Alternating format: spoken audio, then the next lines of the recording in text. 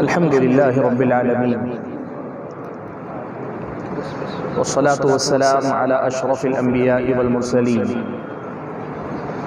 व अला आलिहि व अस्हाबिहि अजमईन व मन तबिअहुम बि इहसानिन इला यौमिद्दीन। या अय्युहल्लज़ीना आमनुत्तक़ुल्लाहा हक़्क़ तुक़ातिहि व ला तमूतुन्ना इल्ला व अंतुम मुस्लिमून।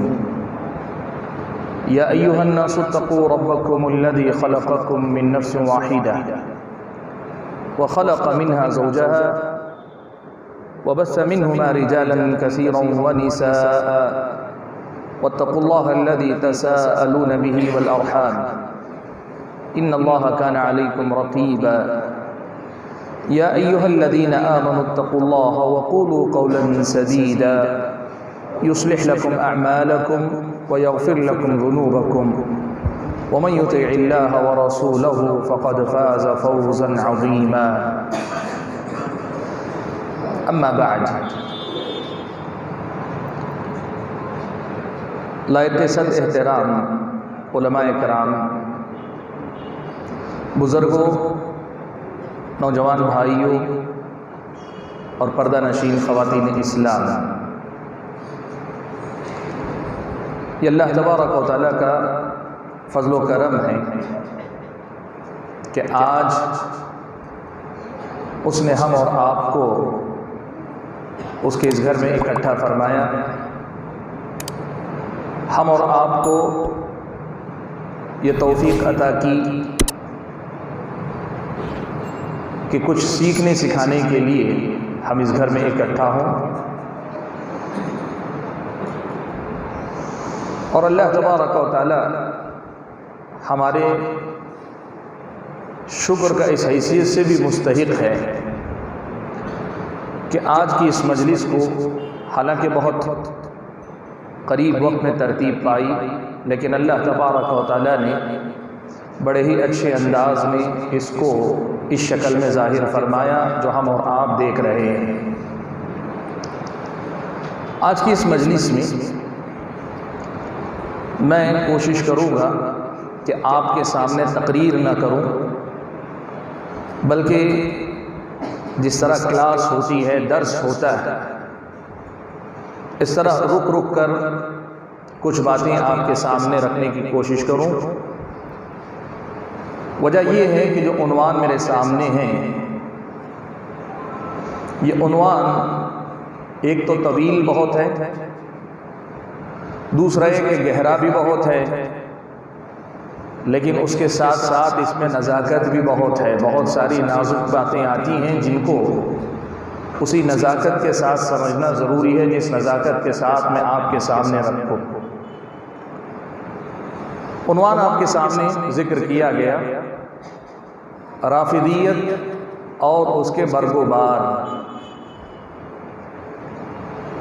इस उन्वान का सीधा मतलब ये है कि हम मुख्तसर सा राफ़िदियत का तारुफ़ करवाएंगे और उसके बाद इस राफ़िदियत ने हमारे समाज और मुआशरे पर क्या असरात माजी में मुरतब किए और आज की क्या सूरत हाल है और कहाँ कहाँ उसके असरात मुझको और आपको अलग अलग शक्ल में देखने को मिल रहे हैं, इस हवाले से कुछ बातें आपके सामने रखूँगा। सबसे पहले हम यही देख लें कि राफ़िदियत किसको कहते हैं। राफ़िदियत शीइयत में गुलू का नाम है। हम आम तौर पे ये बात सुनते हैं कि मुसलमान दो धड़ों में बटे हुए हैं, शिया और सुन्नी, फिर सुन्नियों में कई फ़िरक़े बटे हुए हैं। ये लोगों में मशहूर एक तक़सीम है, लेकिन असल जो तक़सीम है किताब व सुन्नत की रोशनी में, वो तक़सीम है अहले सुन्नत की और अहले बिदअत की। असल जो तक़सीम है वो शिया सुन्नी की नहीं है, असल तक़सीम है अहले सुन्नत और अहले बिदअत की। फिर अहले बिदअत की अलग अलग किस्में, जो बिदअतें ज़ाहिर हुई और उन बिदअतों ने फ़िरक़ों की शक्ल इख्तियार की, या बिदातें ज़ाहिर हुई लेकिन फ़िरक़े तो नहीं बने, लेकिन मुस्तकिल बिदात की पहचान के साथ कायम रहे, ये सारे के सारे अहले बिदात शुमार होते हैं। इन्हीं बिदातों में से एक बिदात है राफिदियत। अहले सुन्नत कौन है? अहले सुन्नत नबी अलैहिस्सलातु वस्सलाम के सहाबा है। सहाबा के बाद ताबीईन में से जो हिदायत पर, सही रास्ते पर, बिदातों से बचकर कायम रहे वो है। उनके बाद तबे ताबीईन जो उस रास्ते पर कायम रहे वो अहले सुन्नत। और आप अगर देखें अहले इल्म ने इस बात की सराहत की है कि अहले सुन्नत मुहद्दिसीन किराम थे, अहले सुन्नत अहलुल हदीस थे, जिन्होंने कुरान और सुन्नत को लिया और कुरान और सुन्नत को वैसे लिया जैसे सहाबा, ताबीईन, तबे ताबीईन ने लिया। कुरान और सुन्नत को वैसे लिया जैसे उसके लेने का हुक्म अल्लाह तबारक व तआला ने दिया। और अहले सुन्नत के पास जो इस्लाम, जो दीन है ना, उसकी एक बड़ी अहम खुसूसियत की इस वक्त मैं जिक्र करना चाहता हूँ, वो ये कि आप इनके दीन की खुसूसियत ये देखेंगे कि ये दीन के किसी एक मसले की बात करने वाले लोग नहीं होंगे। ये दीन के सारे मसाइल को अपने अहाते में लेंगे और हर मसले को वो मुकाम देंगे जो मुकाम किताब और सुन्नत में उसे दिया गया है। वजह क्या है? वजह यह है कि जब आप कुरान और सुन्नत का बताया हुआ कोई मसला लेते हैं, लेकिन सिर्फ वही मसला लेते हैं, बकिया मसाइल को नहीं लेते, तो अक्सर व बेशतर ऐसा होता है कि आप कुरान और सुन्नत से मसला लेकर भी आप गुमराह हो सकते हैं। मैं फिर दोहरा रहा हूं इस बात का। जब आप दीन को पूरे दीन की शक्ल में लेते हैं, तमाम मसाइल को उनकी जगह पर रखते हैं, तो फिर आपके सामने सारे मसाइल वाज़े होते हैं और हर मसले का दूसरे मसले से ताल्लुक़ आपके सामने वाज़े रहता है। अगर ऐसा नहीं हुआ, आपने दीन का कोई एक मसला, कोई एक बाब सिर्फ ले लिया और उसी पर मेहनत करते रहे, तो अक्सर ऐसा हुआ है, तारीख़ इस्लाम में बार बार हुआ है कि एक ही मसला लेकर उसी पर मेहनत करने के नतीजे में वो गुलू का शिकार हुए और वहां गुमराही वजूद में आई। इसीलिए अहले सुन्नत और अहले बिदअत का ये फर्क आपको याद रखना चाहिए कि अहले सुन्नत हमेशा कुल दीन को लेने की बात करते हैं। दलाइल की हो तो मसले से मुताल्लिक तमाम दलाइल को साथ में लेने की बात करते हैं। और अगर उम्मत के उलमा, उम्मत के फुक़हा, उम्मत के मुहद्दिसीन की बात हो तो तमाम को साथ लेकर दलील की रोशनी में जो बात किताब और सुन्नत से सबसे करीब तर होती है उसे लेकर चलने की बात करते हैं। ये अहले सुन्नत। इनके मुकाबले में अहले बिदअत, अहले बिदअत कई हुए। खवारिज सबसे पहला फिरका तारीख़ इस्लाम में जाहिर होने वाला वो एक बिदअत है और उस बिदअत के आमिलीन खवारिज कहलाए। शिया एक बिदअती है, एक बिदअत है शिय्यत, और वो वजूद में आए और एक बिदअत की शक्ल में वो रहे और आज तक हमारे साथ, हमारे ज़माने तक मौजूद है। सूफिया एक बिदअत की शक्ल इख्तियार कर गए और वो आज तक तसव्वुफ के नाम पर बाकी। आप देखते जाएंगे फिरकों के, मैं नाम गिनाकर फहरिस्त को तवील नहीं करना चाहता, बिदअतें तरह तरह की वजूद में आई और हर बिदअत अपनी कुछ अलामतों की वजह से पहचानी गई। और ये बिदअत जो है वो जमाने के अंदर मौजूद रही कि नहीं रही, जब तक रही उसने लोगों का नुकसान किया है। आप ये बात याद रखें, सलफ़ सालिहीन में से कई एक ने एक बात बहुत साफ कही, वो ये है कि जब भी लोग कोई बिदअत ईजाद करते हैं तो जितनी बड़ी बिदअत ईजाद करते हैं उतना ही हिस्सा सुन्नत का उनसे उठा लिया जाता है। अहले बिदअत का ये नुकसान आप याद रखें कि बिदअत जब कहीं वजूद में आती है, जब तक वो बिदअत रहती है, वो बिदअत जितनी बड़ी है और जब तक रहती है तब तक उतना ही हिस्सा दीन का उनसे उठा लिया जाता है। सुन्नत उतनी ही उनसे दूर हो जाती है जिस हद तक लोग बिदअतों में मुब्तला होते हैं। और यही मसला है, आप देखें कि हम आज राफिदियत का तज़किरा क्यों कर रहे हैं।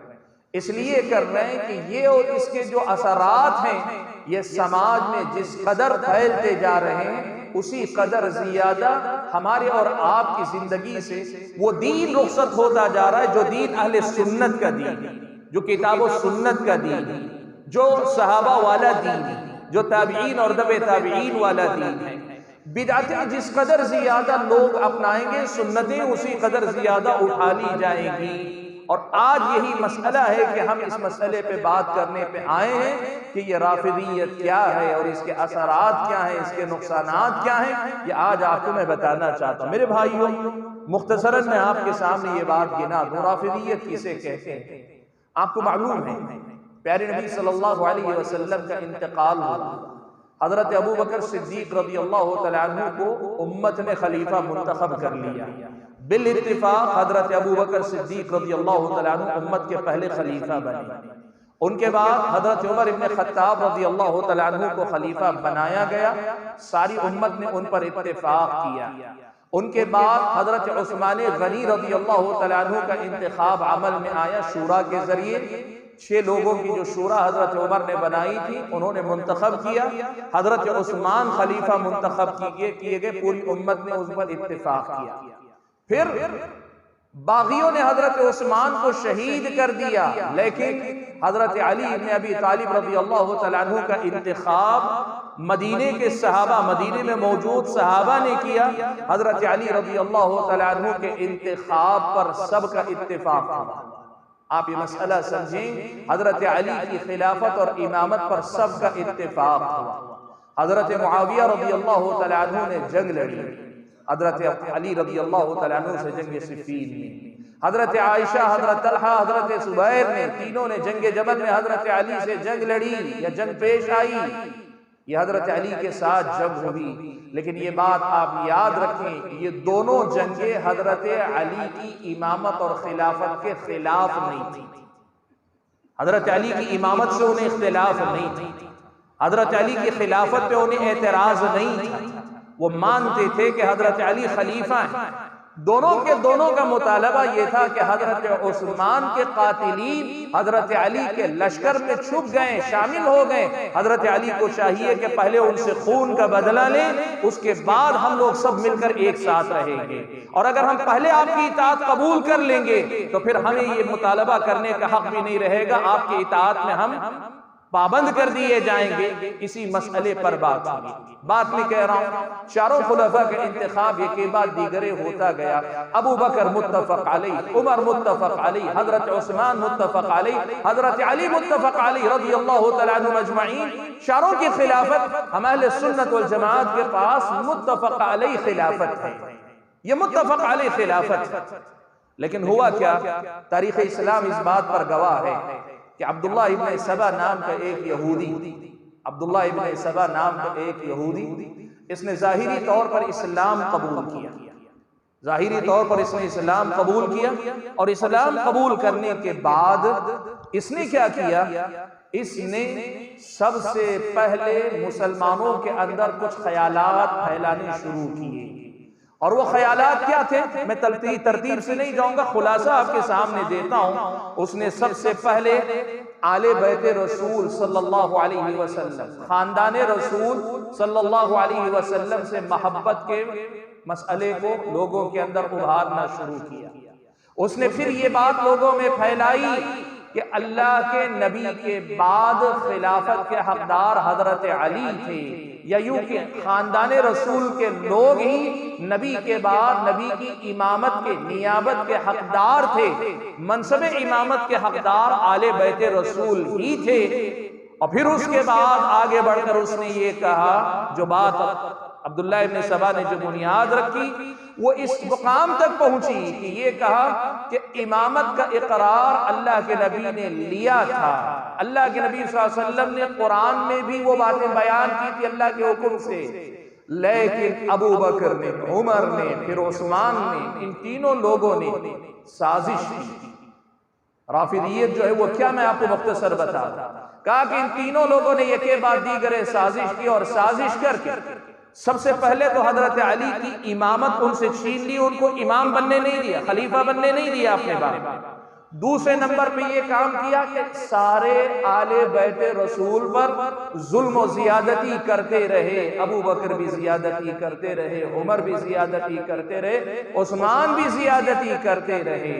और उसके बाद तीसरी बात ये भी लाई, कहा इनको अल्लाह के नबी सल्लल्लाहु अलैहि वसल्लम की हिदायत भी मालूम थी, कुरान में आयतें भी मालूम थी, लेकिन इन लोगों ने क्या किया, नबी अलैहिस्सलाम पर ये लोग हकीकत में ईमान लाए ही नहीं थे।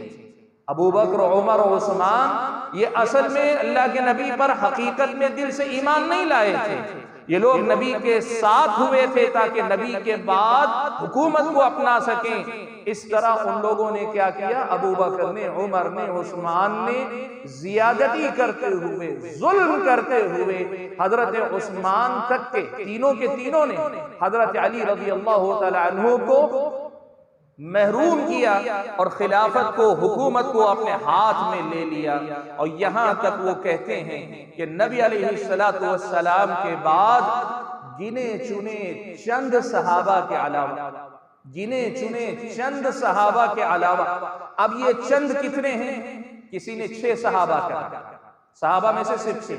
आपको मालूम है सहाबा की तादाद कितनी? बाद मुर्रिखीन ने लिखा 1,20,000 थी सहाबा की तादाद। 1,20,000 सहाबा की तादाद। इनमें से 6 सहाबा के अलावा बकिया तमाम के तमाम मुर्तद हो गए, दीन से फिर गए थे। या बाज़ ने कहा कुछ और ज्यादा तादाद, और ज्यादा से ज्यादा जो नंबर उनके पास हमें मिलता है 19 सहाबा को वो जिक्र करते हैं। 19 सहाबा के अलावा सारे के सारे मुर्तद हो गए थे, दीन से फिर गए थे। अब मसला उनके पास, मसला राफिदियों के पास, शियों के पास ये है कि आले बैते रसूल सल्लल्लाहु अलैहि वसल्लम की इमामत और खिलाफत वापस लौट कर आनी चाहिए, यही उनके पास दीन है। बल्कि मैं आपको बताऊं, यही ये मसला आपको मैं समझा देता हूं। ईमान के अरकान कितने हैं बताइए जल्दी? 6 अरकान हैं। अन तुमिना बिल्लाह व मलाइकतिही व कुतुबिही व रुसुलिही वल यौमिल आखिर वल क़दरि खैरिही व शर्रिही। 6 अरकान अल्लाह के नबी ने गिनाए। राफिदियों के पास ईमान के 7 अरकान होते हैं। राफिदियों के पास ईमान के 7 अरकान होते हैं। ये 6 और 6 के साथ एक 7वां होता है, वो है इमामत पर ईमान लाना, अकीदा इमामत पर ईमान लाना।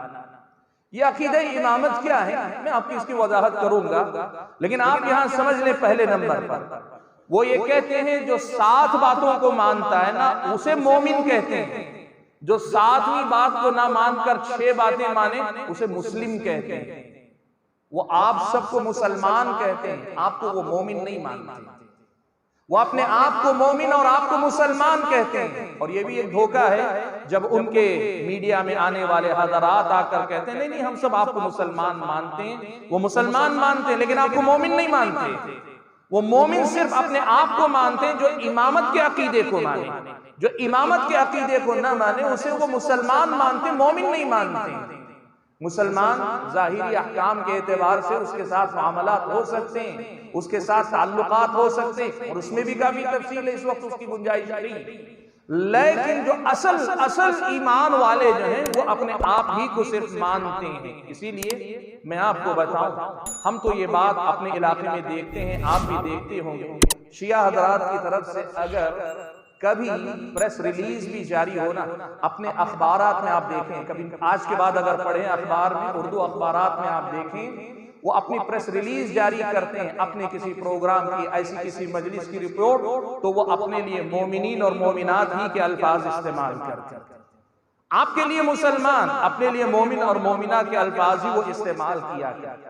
अब इस अकीदे इमामत का मतलब क्या है उनके पास ये अकीदा है। देखिए ये जो 6 अरकान है ना, ये दीन है। ईमान बिल्लाह, मलाइका, कुतुब, रसूल, वल यौमिल आखिर वल क़दर, ये सारे जो है ये दीन है। इस्लाम के जो 5 अरकान है ये भी दीन है।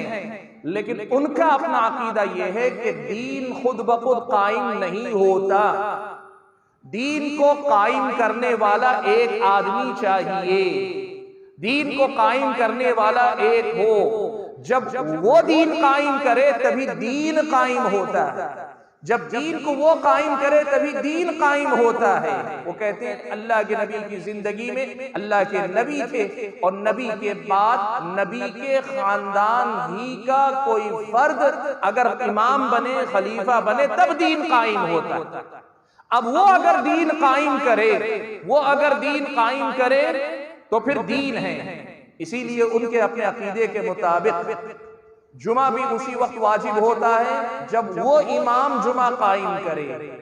जमात बा जमात नमाज भी उसी वक्त फर्ज होती है जब वो इमाम नमाज कायम करे। इसीलिए शिया की पूरी तारीख रही है, माजी में पूरी तारीख रही है, खुमैनी के आने से पहले तक शिया की पूरी तारीख रही है कि वो लोग जुमा और जमात को फर्ज नहीं मानते थे, जुमा जमात को फर्ज नहीं मानते थे। कहते थे दीन तो कायम करने वाले पर कायम ना होगा, वही नहीं है तो फिर क्या होगा। अब इसके बाद उनके पास ये है कि इन 6 बातों में से और इस्लाम की 5 जो अरकान हैं और दीन की जो बकिया बातें, इन सारी बातों का दारो मदार एक अकीदे पर है, इमामत का अकीदा। यही असास, इमामत का अकीदा यही असास है, यही खुलासा, यही बुनियाद है। अब ये अकीदा वो लेकर पहले तो सिर्फ मजलूमियत के मारे रोया करते थे, कहते थे आले बैते रसूल पे जुल्म हुआ, सिर्फ एक हजरत अली को खिलाफत मिली, आपके बाद आपके फर्जंद हजरत हसन को 6 माह के लिए खिलाफत मिली, इन 2 के अलावा सारी हुकूमतें जुल्म की हुकूमतें, पहले वाली अबू बकर उमर और उस्मान की हुकूमतें भी जुल्म की हैं, और बाद वाली हजरत मुआविया से लेकर आज के दौर तक की सारी हुकूमतें जुल्म की हुकूमतें। और जुल्म की हुकूमत का मतलब यह कि नाजायज हुकूमतें, शरई एतबार से नाजायज हुकूमतें हैं ये सब उनकी नजर में। इसीलिए पूरी तारीख इस्लामी इस बात पे गवाह है कि वो शिया जहां भी हुकूमतों में रहे, जब मौका मिला उन्होंने मुस्लिम खिलाफत की पीठ में छुरा घोंपा है। आप तारीख पढ़कर देखें, मैं कोई कहानी नहीं सुना रहा, इस बात की गवाह आप देखें बगदाद में सन 656 हिजरी में खिलाफत अब्बासिया का ज़वाल हुआ, मुसलमानों की ईंट से ईंट बजा दी गई। वो सूरत हाल थी मुसलमानों की कि आप देखते रह जाएं, सुनते रह जाएं। मुअर्रिखीन ने लिखा है कि बगदाद की गलियों में इस कदर ज्यादा खून बहा कि जो घोड़े थे ना, उनके पैर कदम जो है सड़क पे जमते नहीं थे, खून की वजह से फिसलते थे। इस बड़ी शिकस्त के पीछे अगर आप देखेंगे, एक शिया वजीर था, उस शिया वजीर ने ही तातारियों के लिए साजिश करके दरवाजे खोले थे मुसलमानों को शिकस्त। यह है राफिदियत की तारीख, जिसमें अगर आप देखना चाहें, माजी में मुख्तसर बता रहा हूं। सबसे पहली बात तो यह कि अब उनका अकीदा यह है कि दीन कुरान और सुन्नत ये दीन नहीं मानते। वो कहते हैं कि ये जो दीन है ना, ये जो सुन्नत आप कहते हैं सुन्नत, ये तो अबू बकर और उमर की। अबू बकर और उमर कौन है? उनके हिसाब से तो मुसलमान भी नहीं है, उनका लाया हुआ दीन कहां से होगा? वो आपके दीन को दीन नहीं मानते। वो मानते ये है कि सुन्नत वही सुन्नत है जो आले बैते रसूल की तरफ से आए, खानदाने रसूल से आए तो ही सुन्नत है। और उनमें से बाज तो ये भी मानते हैं कि ये जो कुरान है ना, ये कुरान भी पूरा कुरान नहीं। असल कुरान मुसहफ़ फातिमा और मुसहफ़ फातिमा का मसला ये है कि वो इमाम गायब 12वें इमाम के साथ गार में चला गया, क़यामत के करीब वो बाहर निकल के आएगा। उसमें वो सारी आयतें हैं जिसमें आले बैते रसूल की इमामत की गवाहियां मौजूद हैं। बात बहुत दूर जाएगी, मैं आपके सामने जो खुलासा रखना चाह रहा हूं वो खुलासा क्या है। राफिदियत क्या है? एक नया दीन है, इस्लाम से उसका कोई रिश्ता नहीं। जाहिरी रिश्ता कुरान है, अल्लाह है, नमाज है, रोजा, बज़ाहिर रिश्ता। लेकिन अकीदे इमामत पर सारों का दारो मदार रखकर एक ऐसी बात लाई गई कि जिसके नतीजे में ये असल दीन से कोई ताल्लुक रखने वाली बात नहीं। ये पहली बात।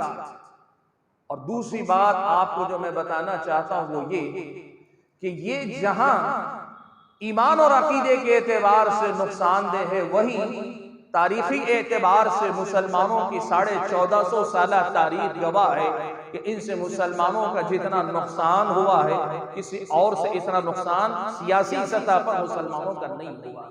पूरी तारीख इस बात की गवाह है। सवाल यह है कि इस राफिदियत का तज़किरा आज हम क्यों कर रहे हैं? मेरे भाइयों, मैं आज आपको एक चीज बताना चाहता हूं, ये बातें अखबारात में नहीं लिखी जाती, इसलिए कि आपको अंदाजा नहीं है कि इस पे काम करने वाले कैसे लोग बैठे हुए हैं। मैं आपको बताऊं कि ये मसला ऐसे रहा पूरे 1450 साल की जो तारीख है ना, इस तारीख में शियों का मानना यह था कि जुल्म और जबरदस्ती करके सुन्नियों ने आले बैत रसूल पे जुल्म करके उनकी हुकूमत छीन ली है। अब हमारा काम क्या है? वो कहते थे 11वें इमाम उनके हसन अस्करी कहलाते।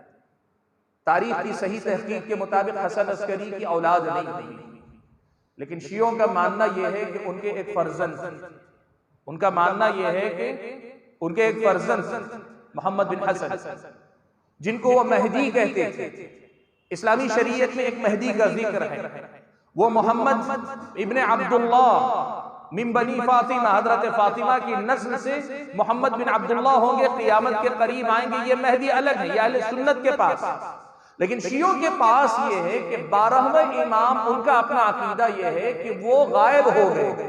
कहां गायब हो गए? इराक में एक शहर है सामुर्रा, सामुर्रा कहते हैं, सामुर्रा में एक गार है, वो गार में गायब हो गए हैं। अब वो 12वें इमाम क़ियामत के करीब निकल कर आएंगे। 12वें इमाम जो है वो क़ियामत के करीब निकल कर आएंगे। शियों की तारीख में ये बात थी कि 12वें इमाम जो गायब हुए हैं, जब वो निकल कर आएंगे तभी आले बैत रसूल की हुकूमत कायम होगी। तब तक जितनी हुकूमतें होगी ये सब जुल्म की हुकूमतें होगी। और शियों का अपना किरदार क्या होना चाहिए? आले बैत रसूल की मजलूमियत पे रोना और आले बैत रसूल की मजलूमियत के साथ इंतजार करना कि वो वक्त कब आएगा जब ये 12वें इमाम गार से निकल कर आएंगे और आकर दोबारा आले बैत रसूल की हुकूमत कायम करेंगे। ये कब तक चला? खुमैनी के ईरानी इनकलाब से पहले तक ये मामला था। खुमैनी ने, जो कि उनके अपने उलमा में से समझे जाते थे, खुमैनी ने एक काम किया, खुमैनी ने एक अकीदा दिया। वो कोई काम नहीं, सिर्फ रोते थे, मजलूमियत की शिकायत करते थे और इंतजार करते थे। और अगर जैसे मैंने कहा ना, तारीख में कहीं कोई जिम्मेदार बन गया, कोई वजीर बन गया, कोई कहीं इलाके का गवर्नर बन गया, कोई किसी इलाके का हाकिम बन गया, वहां मुहर्रम की आजादारी, मुहर्रम के अंदर मातम करना और आले बैत रसूल की शान में मजलिसें मुनक़िद करना, इससे आगे कुछ सोचते नहीं। खुमैनी का जब दौर आया तो खुमैनी ने एक काम किया। वो काम क्या है मालूम आपको? खुमैनी ने एक फिक्रा दिया, एक अकीदा दिया। इस अकीदे को विलायतुल फकीह कहते हैं अरबी ज़बान में, विलायत फकीह। खुमैनी ने यह फिक्रा दिया कि देखो, ये बात सही है कि असल हुकूमत तो कायम होगी आले बैत रसूल की जब 12वें इमाम निकलेंगे, और जब तक वो नहीं आते तब तक किसी और की हुकूमत नहीं होगी। लेकिन वो जब तक आए, उनके आने से पहले हमें हालात को तैयार करके रखना है, हमें माहौल को बना के रखना है। और वो बना के रखने के लिए जरूरी है कि आले बैत रसूल से निस्बत रखने वाले एक फकीह यानी एक आलिम को वली यानी नायब मान लिया जाए और उसके नियाबत में हुकूमत की जाए। गोया यूं समझिए, इमाम की हुकूमत ही असल हुकूमत है, लेकिन इमाम जब तक गायब है, उनकी नियाबत में ये एक वली, एक आलिम उसकी नियाबत करते हुए हुकूमत करेगा। ये अकीदा विलायत फकीह का फिक्रा दिया गया। तो हुआ क्या? सियासी तौर पर शियों ने एक करवट ली, और वो करवट क्या है मालूम आपको? ईरान के अंदर सबसे पहले इनकलाब बर्पा किया। सबसे पहले ईरान में वहां का जो हुक्मरान था उसके खिलाफ बगावत की, और बगावत करके वहां एक हुकूमत कायम की, जिसे आज हम ईरान की हुकूमत के तौर पे देखते हैं। आज आप देखें, वहां ईरान के अंदर हमेशा सुप्रीम लीडर जो होता है ईरान का, वो हमेशा वो मजहबी रहनुमा होता है। खुमैनी, खामिनई वगैरह जो भी आप बनते हैं ना, आप देखें वही सुप्रीम लीडर होता है। वो इमाम गायब के नायब के तौर पे होता है। और अब उसके बाद जो काम है वो क्या? ये बात गौर से सुने। अब तक जो सुनाया वो आपको तारीख का खुलासा। अब जो बातें सुना रहा हूं ये मेरे अपने मौजू का बड़ा गहरा और अहम हिस्सा है, इसको आप सुने। कहा कि अब खुमैनी ने एक फिक्रा दिया, और ये ईरानी हुकूमत के दस्तूर में है ये चीज, उनके अपने दस्तूर के अंदर ये चीज लिखी हुई है। उसको कहते हैं अरबी जबान में तस्दीरुत तौरा।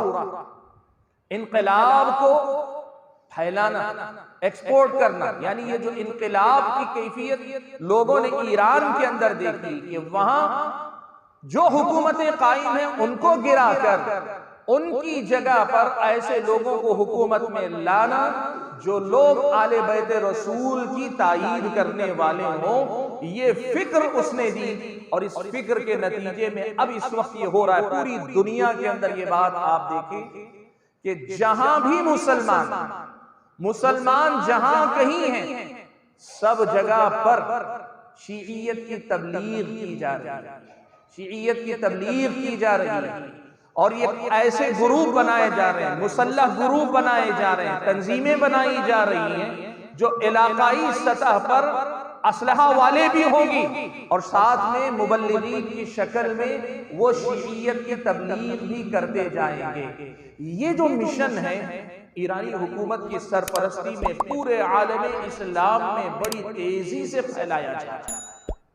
दो काम हो रहे हैं। एक तरफ तो ये काम हो रहा है कि फिक्री तौर पर, नजरियाती तौर पर शीइयत को नर्म करके, शीइयत को सुन्नियों के नजदीक काबिल कबूल बनाकर पेश करने की कोशिश की जा रही, इस तरह कि या तो ये शिया बन जाए या कम से कम शियों के साथ मिलने वाले बन जाए। शीइयत कबूल ना भी करें तो इसकी तायीद करने वाले, इसका सपोर्ट करने वाले बन जाए।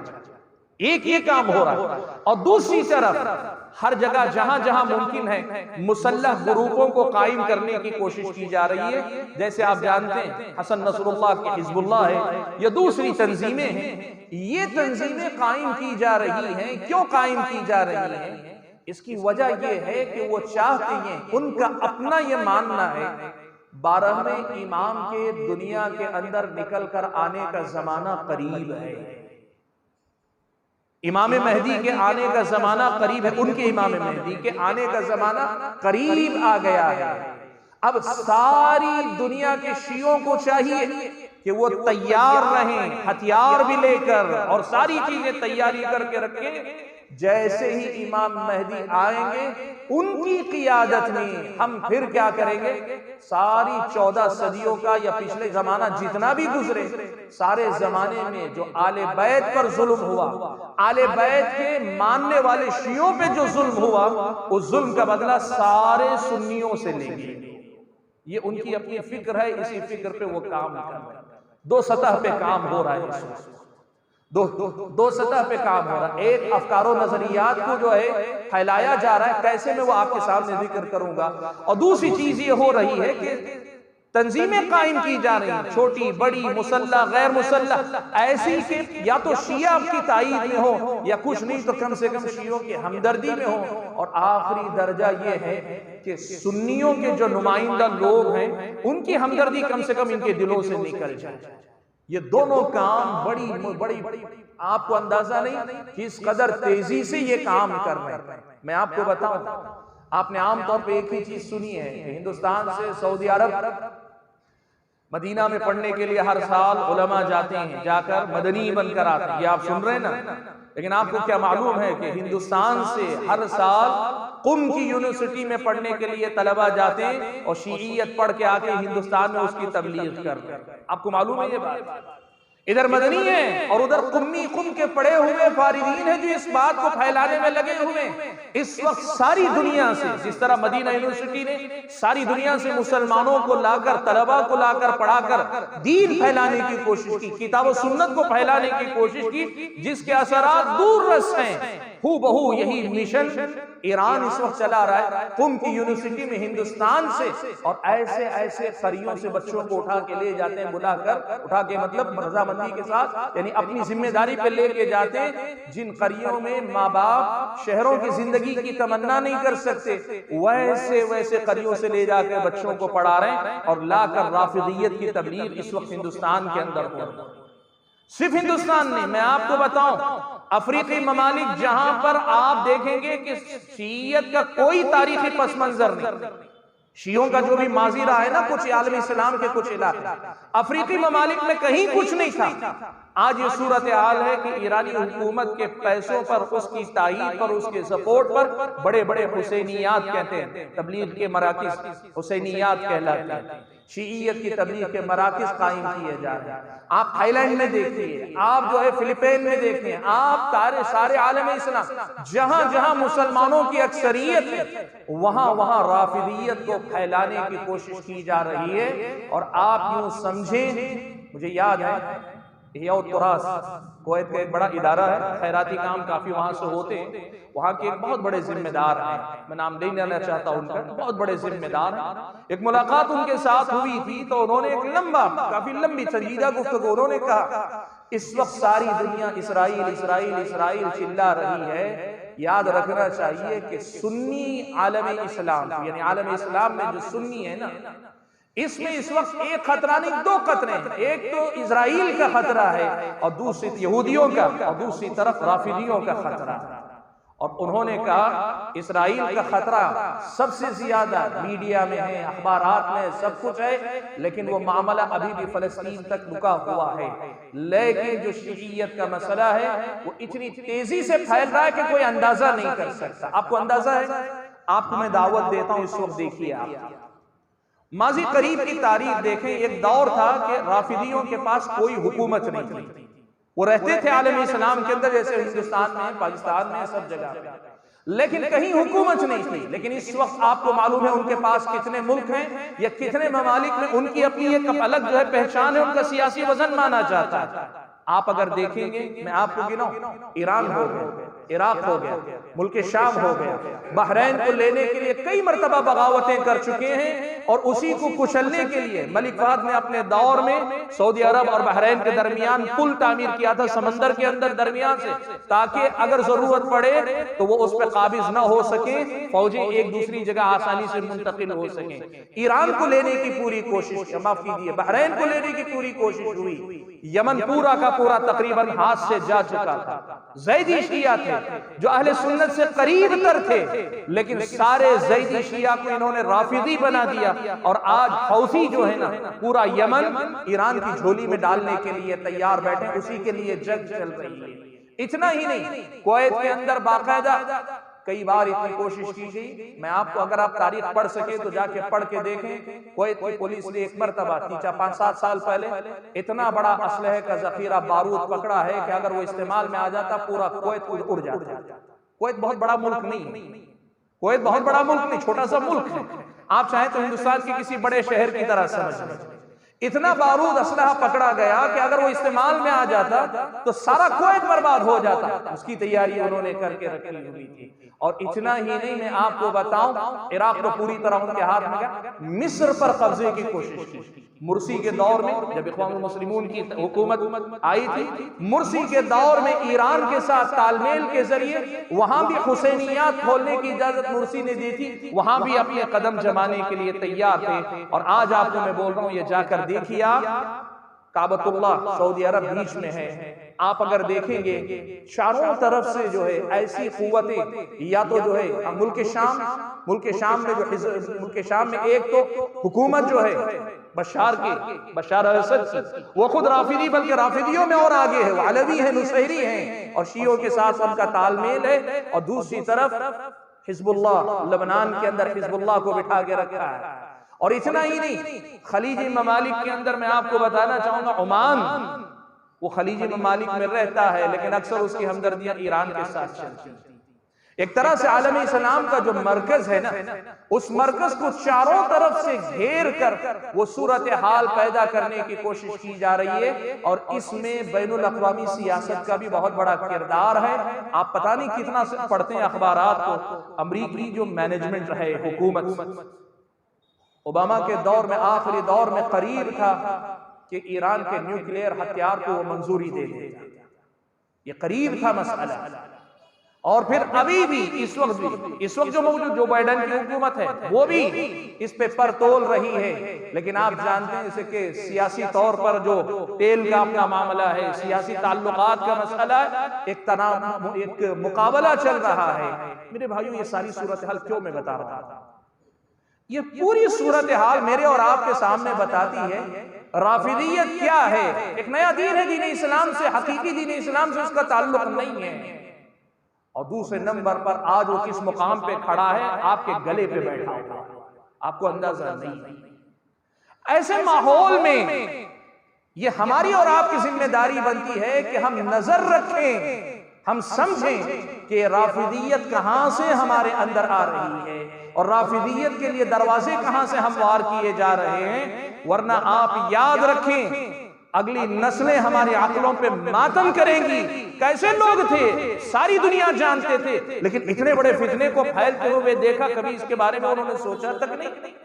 आज मैं आपको बताना चाहता हूं कि ये राफिदियत अपने पर कैसे फैला रही है, इस हवाले से हम और आप चौकन्ना रहे। मेरे भाइयों, मैं बात को समेट कर करना चाहता हूं। ये राफिदियत के हवाले से मुख्तसर मैंने गुफ्तगू की ताकि आपको समझ में आए कि हम किस राफिदियत की बात करते हैं।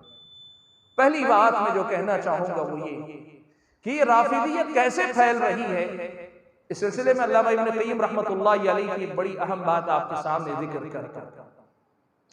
इब्न क़य्यिम रहमतुल्लाहि अलैहि ने लिखा है, मा मिन साहिबि बातिल, जितने भी अहले बातिल रहे हैं ना, सब लोगों ने जब अपने बातिल को फैलाना चाहा तो बातिल को बातिल के नाम पे नहीं फैलाया। सब ने कालबे हक यानी हक के लुबादे में हक का लिबास पहना कर ही उन्होंने अपने बातिल की तबलीग की है। इब्न क़य्यिम ने लिखा है ये बात, लिखी ये बात बड़ी अहम है और आपको पहचानने की शुरुआत यहीं से होगी। देखें, कहा कि जितने भी अहले बातिल हैं सब ने यही कोशिश की कि अपने बातिल को बातिल के नाम पे ना पेश करके वो हक का लिबास पहना कर, हक का लुबादा उड़ाकर वो लोगों ने पेश। क्यों? अगर आपको मैं बोलूं शिर्क, मैं जो दावत दे रहा हूं ये शिर्क है, आओ शिर्क करो, आप करेंगे? भाई आप मुसलमान हैं, मैं आपको कहता हूं ये शिर्क है, आओ मैं तुम्हें शिर्क की तरफ बुलाऊं, आएंगे आप आएंगे? मैं अगर कहूं ये बिदअत है, आओ इस बिदअत पे अमल करें, आप आएंगे? कोई नहीं आएगा। मैं अगर आपको बोलूं कि हाँ ये बात गलत है, आओ इस बात को कबूल करो, नहीं करेंगे। इसलिए अहले बातिल का तरीका हमेशा ये रहा है कि वो बातिल को हक का लिबास, हक का लुबादा पहनाकर उड़ाकर वो फैलाते हैं। ये मुजमल बात कहने के बाद फिर इब्न क़य्यिम ने खुद लिखा, वो खुद बयान करते कहते हैं, अब खवारिज ने क्या किया, बगावत को, खारिजियत को अमर बिल मारूफ नही अनिल मुनकर का नाम दिया। शरीयत इस्लामिया में नेकी का हुक्म देना, बुराई से रोकने का हुक्म है ना। कहा हम नेकी का हुक्म देने वाले और बुराई से रोकने वाले हैं। इस शरई हुक्म की आड़ में मुस्लिम हुक्मरान के खिलाफ बगावत को उन्होंने जायज कर लिया, जबकि मुस्लिम हुक्मरान के खिलाफ बगावत हराम है इस्लामी शरीयत की नजर में। मुस्लिम हुक्मरान के खिलाफ बगावत जायज नहीं इस्लामी शरीयत की नजर में। सही मुस्लिम का पूरा किताबुल इमारा, पूरी एक किताब है सही मुस्लिम के अंदर, आप पढ़कर देख लें। वक्त इजाजत नहीं देता कि मैं तफसील में जाऊं। कहा इब्न क़य्यिम ने कि बगावत को, खारिजियत को फैलाया, लेकिन लिबास क्या पहनाया? कहा अमर बिल मारूफ नहीं अनिल मुनकर, अल्लाह ने हमें नेकी का हुक्म देने का हुक्म दिया, बुराई से रोकने का हुक्म दिया, हम वही कर रहे हैं। इस नेकी के लिबास में अपनी गुमराही को फैलाया। राफिदियों का तज़किरा करते हुए कहा कि राफिदियों ने अपनी राफिजियत, हुब्बे आले बैत, प्यारे नबी सल्लल्लाहु अलैहि वसल्लम के खानदान से मोहब्बत के लिबास में उन्होंने राफिदियत को फैलाया। आले बैत रसूल से मोहब्बत दीन और ईमान है। कौन मुसलमान है जो कहेगा मुझे नबी के खानदान से मोहब्बत नहीं है? लेकिन इस हुक्म का सहारा लेकर राफिदियत को फैलाया गया। राफिदियत जो बिदअत है, इसे आले बैत रसूल का लिबास पहनाकर फैलाया गया। मुअतज़िला का तज़किरा करते हुए कहा कि तकदीर का इनकार करते थे, लेकिन कहते थे हम तकदीर का इनकार नहीं करते, बस हम ये कहते हैं अल्लाह ताला के अदल का तकाजा है कि अल्लाह ताला पहले से कोई चीज लिख कर बाद में उसी पे सजा नहीं दे सकता, इसलिए हम तकदीर को नहीं मानते। अल्लाह ताला के अदल के नाम पर अल्लाह की तकदीर का इनकार किया। मैं तफसील में नहीं जाऊंगा, सिर्फ वो बात ले लेता हूं जो इब्न क़य्यिम ने कही कि ये बात याद रखें, राफिदियत को कैसे फैलाया? आले बैत रसूल से मोहब्बत के नाम पर फैलाया। आले बैत रसूल से मोहब्बत के नाम पर फैलाया। आज हम और आपको यही बात समझने की जरूरत है। देखो भाइयों, ये अल्लाह का करम है कि अल्लाह ताला ने गुमराहियां पहले ही से मुतय्यन कर दी। गुमराही कहां से आएगी, कैसे आएगी? अल्लाह के नबी ने हमें पहले ही से समझा दिया, बता दिया। और कुरान और सुन्नत पे चलने वाले उलमा ने अपनी किताबों में, अपनी तहरीरों में पहले ही हमें समझा दिया, बता दिया, किताब और सुन्नत की रोशनी में हमारी रहनुमाई कर दी, वाज़ेह कर दिया कि ये गुमराहियां कहां से कैसे आती हैं। अब ये हमारी और आपकी जिम्मेदारी है कि उन बातों को पढ़कर समझकर फितनों को पहचानते हैं, या फिर ये कि भोले भाले बनकर फितनों की ग़िज़ा बन जाते हैं। ये हम पर और आप पर है। मैं आपको बताऊं, हसन बसरी रहमतुल्लाह अलैहि, सुफियान सौरी रहमतुल्लाह अलैहि, सुफियान इब्न उयैना रहमतुल्लाह, सलफ़ सालिहीन में से कई इसीलिए एक तंबीह किया करते थे, कहते थे अल फितनतु इज़ा अक़बलत अरफ़हल आलिम व इज़ा अदबरत अरफ़हल जाहिल। कहते थे जब फितने आते हैं ना, आम आदमी नहीं पहचान पाता, उलमा उसको पहचान लेते हैं। और जब फितने आकर चले जाते हैं ना, तब फिर हर जाहिल को मालूम होता है ये तो बहुत बड़ा फितना था। कोई कहता है मैं बर्बाद हो गया, कोई कहता है शुक्र अल्लाह का बर्बाद हो गया था फिर निकल आया, और अगर अल्लाह ने किसी को बचा लिया तो कहता है करीब था कि मैं भी मुब्तला हो जाता लेकिन अल्लाह ने बचा लिया। ये आवाम का तरीका होता है। मेरे भाइयों, आज आपको असल में यही दावत देनी है, यही पैगाम आपको देना है कि ये राफिदियत किस किस दरवाजे से हमारे और आपके दीन और ईमान पे डाका डाल रही है। इसको पहचानने की कोशिश करो, इसको जानने की कोशिश करो, और ये पहचानने के लिए किताब और सुन्नत में उन अहले इल्म की तहरीरों में जिन्होंने किताब और सुन्नत की तालीमात को उम्मत के सामने फैलाया है, सहाबा ताबईन तबे ताबईन से लेकर आज के दौर तक जिन उलमा ने इस्लामी शरीयत की तालीमात को फैलाया है, उनके साथ रहकर किताब और सुन्नत को समझे। यकीन माने अल्लाह के फज़्ल और करम से आप बचा लिए जाएंगे। और अगर नहीं, अतबाउ कुल्लि नाइक, हर आवाज देने वाले के पीछे दौड़ने का अगर मिजाज हो, हर नई चीज आपको अपनी तरफ खींचे, आपको पुरकशिश लगे, और हर नया दावा आपको बड़ा जोरदार लगे, हर नए आदमी के पीछे दौड़ेंगे, आप यकीन करो दीन और ईमान ज़ाया हो जाएगा। आप यकीन करो दीन और ईमान ज़ाया हो जाएगा। आज मैं आपको बताना चाहता हूं, इब्न क़य्यिम ने जो बात लिखी है कि राफिदियत आले बैते रसूल सल्लल्लाहु अलैहि वसल्लम की मोहब्बत के लुबादे में आगे बढ़ी। मैं आपको बताऊं, ये 4 मरहलों में पूरा होता है काम।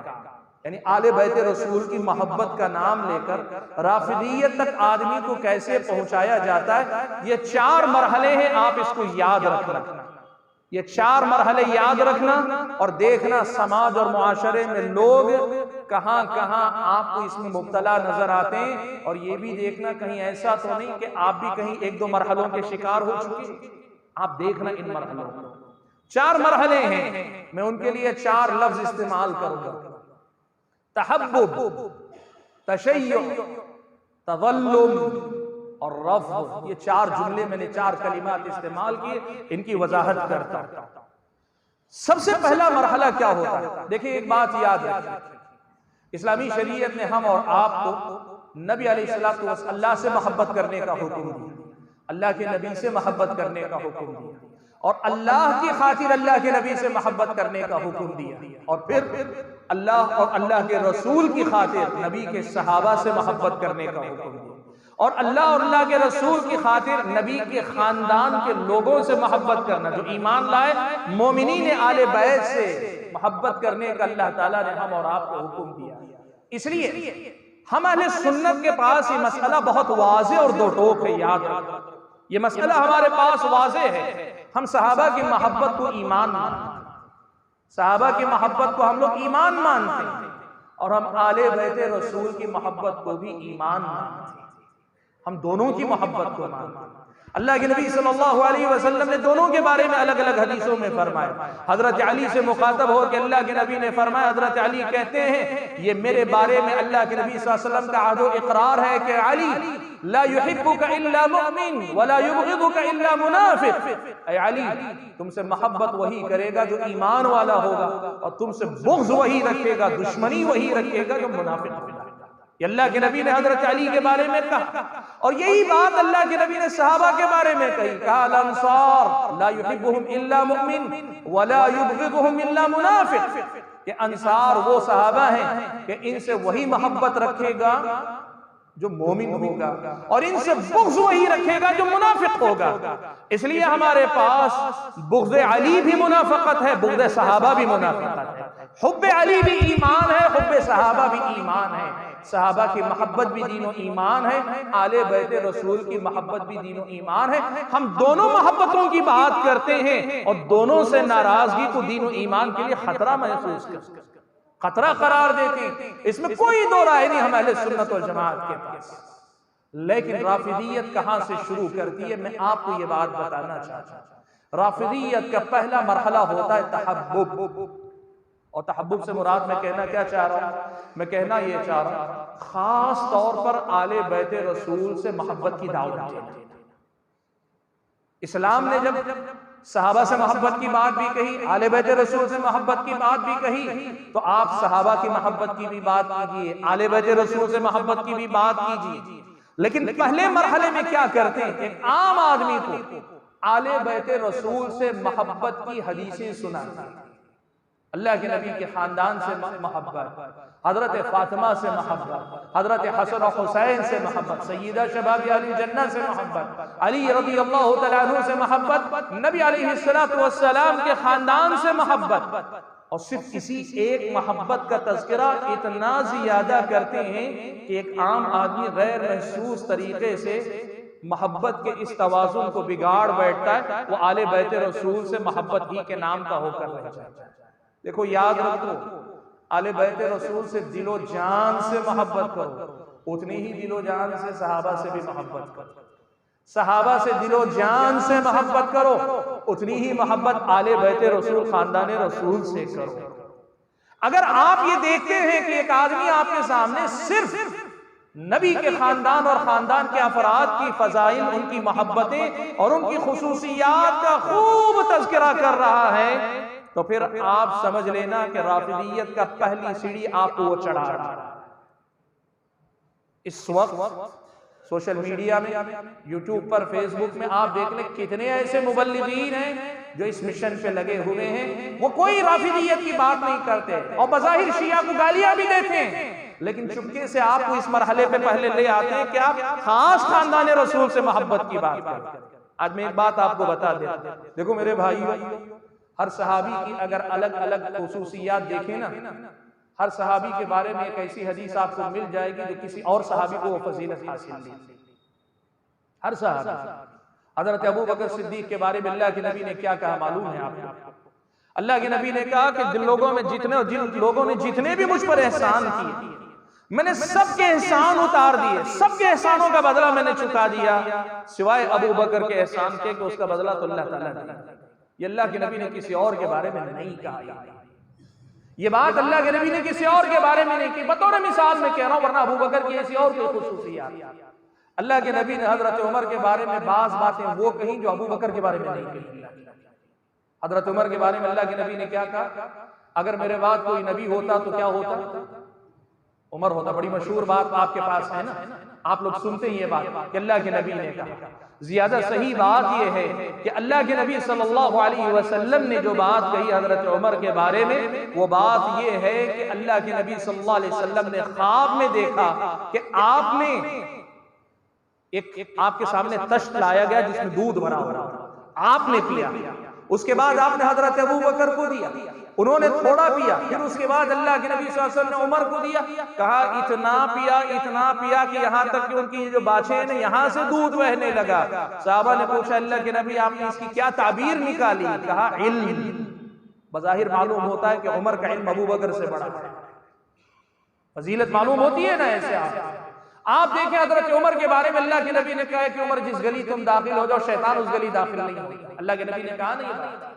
ऐसी फजीलत किसी और के बारे में आपको मिलती नहीं मिलती। ऐसी ही फजीलत हजरत अली के बारे में आपको मिलेगी। अल्लाह के नबी ने खास कहा तुमसे मोहब्बत करने वाला मोमिन ही होगा, तुमसे नफरत करने वाला मुनाफिक होगा। ये अल्फाज हूबहू अल्लाह के नबी ने अबू बकर उमर के बारे में नहीं कहे, लेकिन आम जो बात अंसार के बारे में कही वो मुहाजिरीन के बारे में भी, इसलिए कि अंसार से ज्यादा फजीलत वाले मुहाजिरीन हैं। कहना क्या चाहता?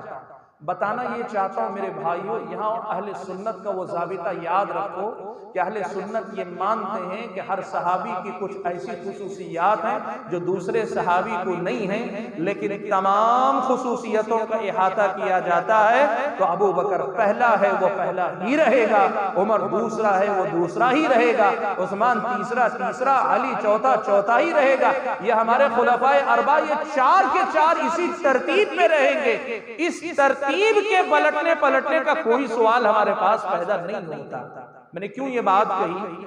मैंने कहा ना अभी आपको कि पहले मरहले में आले बैत रसूल की मोहब्बत का जाम आपको पिलाएंगे, और ये गलत नहीं आले बैत रसूल की मोहब्बत में, फिर दोहरा रहा हूं, आले बैत रसूल से मोहब्बत दीनो ईमान है, लेकिन सहाबा को एक तरफ छोड़कर या उनको जरा कम करके या उनका तज़किरा कम करके खास अहले बैत का ऐसा तज़किरा करे कि गैर महसूस तरीके पर एक आदमी ये समझे कि भाई दीन में खुद किताब और सुन्नत के बाद सबसे बड़ा मुकाम आले बैत रसूल का ही है। अगर ये आप समझने पे आ गए तो फिर आप समझिए शिय्यत की पहली सीढ़ी आप चढ़ जाए, राफिदियत की पहली सीढ़ी आप चढ़ जाए। पहले मरहले में यही होता है, तहब्बुब पहला होता है। वो क्या करते हैं? सबसे पहले एक काम करते हैं कि आदमी को आले बैत रसूल से मोहब्बत के नाम पर सबसे पहले माइल करते हैं। इस मरहले में अच्छे अच्छे गच्चा खा जाते हैं। क्यों मालूम है आपको? वजह यह है कि आले बैत रसूल से मोहब्बत तो दीनो ईमान है। वो लोग हदीसें, अल्लाह के नबी की हदीसें पढ़ पढ़ के सुना रहे हैं। गलत क्या दिखता है आपको? गलत आपको उस वक्त दिखेगा जब आप सारी बातों को इहाता करें कि नबी ने सहाबा की भी मोहब्बत सिखाई, आले बैत की भी मोहब्बत सिखाई, लेकिन ये सहाबा को गायब करके सिर्फ आले बैत का तज़किरा कर रहे हैं या सहाबा का तज़किरा कर रहे हैं ताकि थोड़ा बैलेंस बना रहे, लेकिन ऐसे कि गैर महसूस तरीके पे आले बैत सबसे ऊपर चले जाएं, आप समझ जाएं कि ये राफिदियत का दरवाजा आपको खुला है।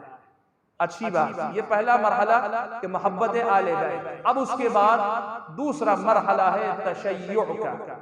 तशय्युअ क्या है? देखिए तशय्युअ उसके दो माने होते हैं।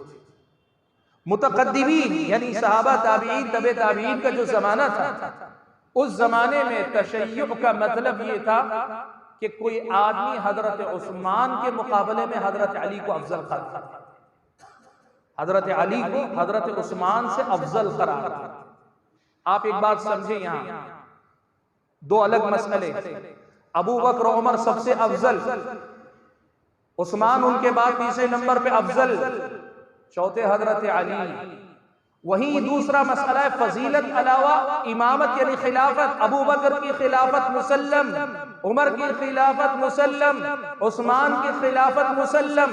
लेकिन ये दूसरे नंबर पे तशय्युअ क्या है मालूम आपको? तशय्युअ ये है कि आदमी उस जमाने में बाज लोग सिर्फ ये मानते थे कि हजरत अली उस्मान के मुकाबले में अफजल है, बस हजरत उस्मान अबू बकर की इमामत को सही मानते थे, उस्मान उमर की खिलाफत को सही मानते थे, हजरत उस्मान की खिलाफत को सही मानते थे, लेकिन सिर्फ ये मानते थे कि हजरत अली हजरत उस्मान के मुकाबले में अफजल है, बस इतना मानते थे। तो सलफ़े सालिहीन के जमाने में मुतक़द्दिमीन में इनको शिया कहा जाता था, इससे ज्यादा कुछ नहीं।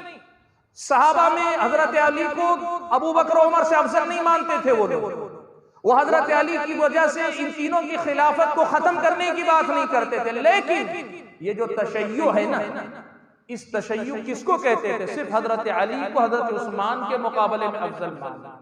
मैं आपको बताऊं, हाफिज इब्न हजर रहमतुल्लाह अलैहि ने अपनी किताब तहदीब तहदीब के अंदर शिइयत की तकसीम बयान है। वो खुद लिखते हैं, कहते हैं मुतक़द्दिमीन के पास शिइयत बस यही थी कि कोई आदमी हजरत अली को उस्मान से अफजल मान ले तो उसे शिया करार दिया जाता है।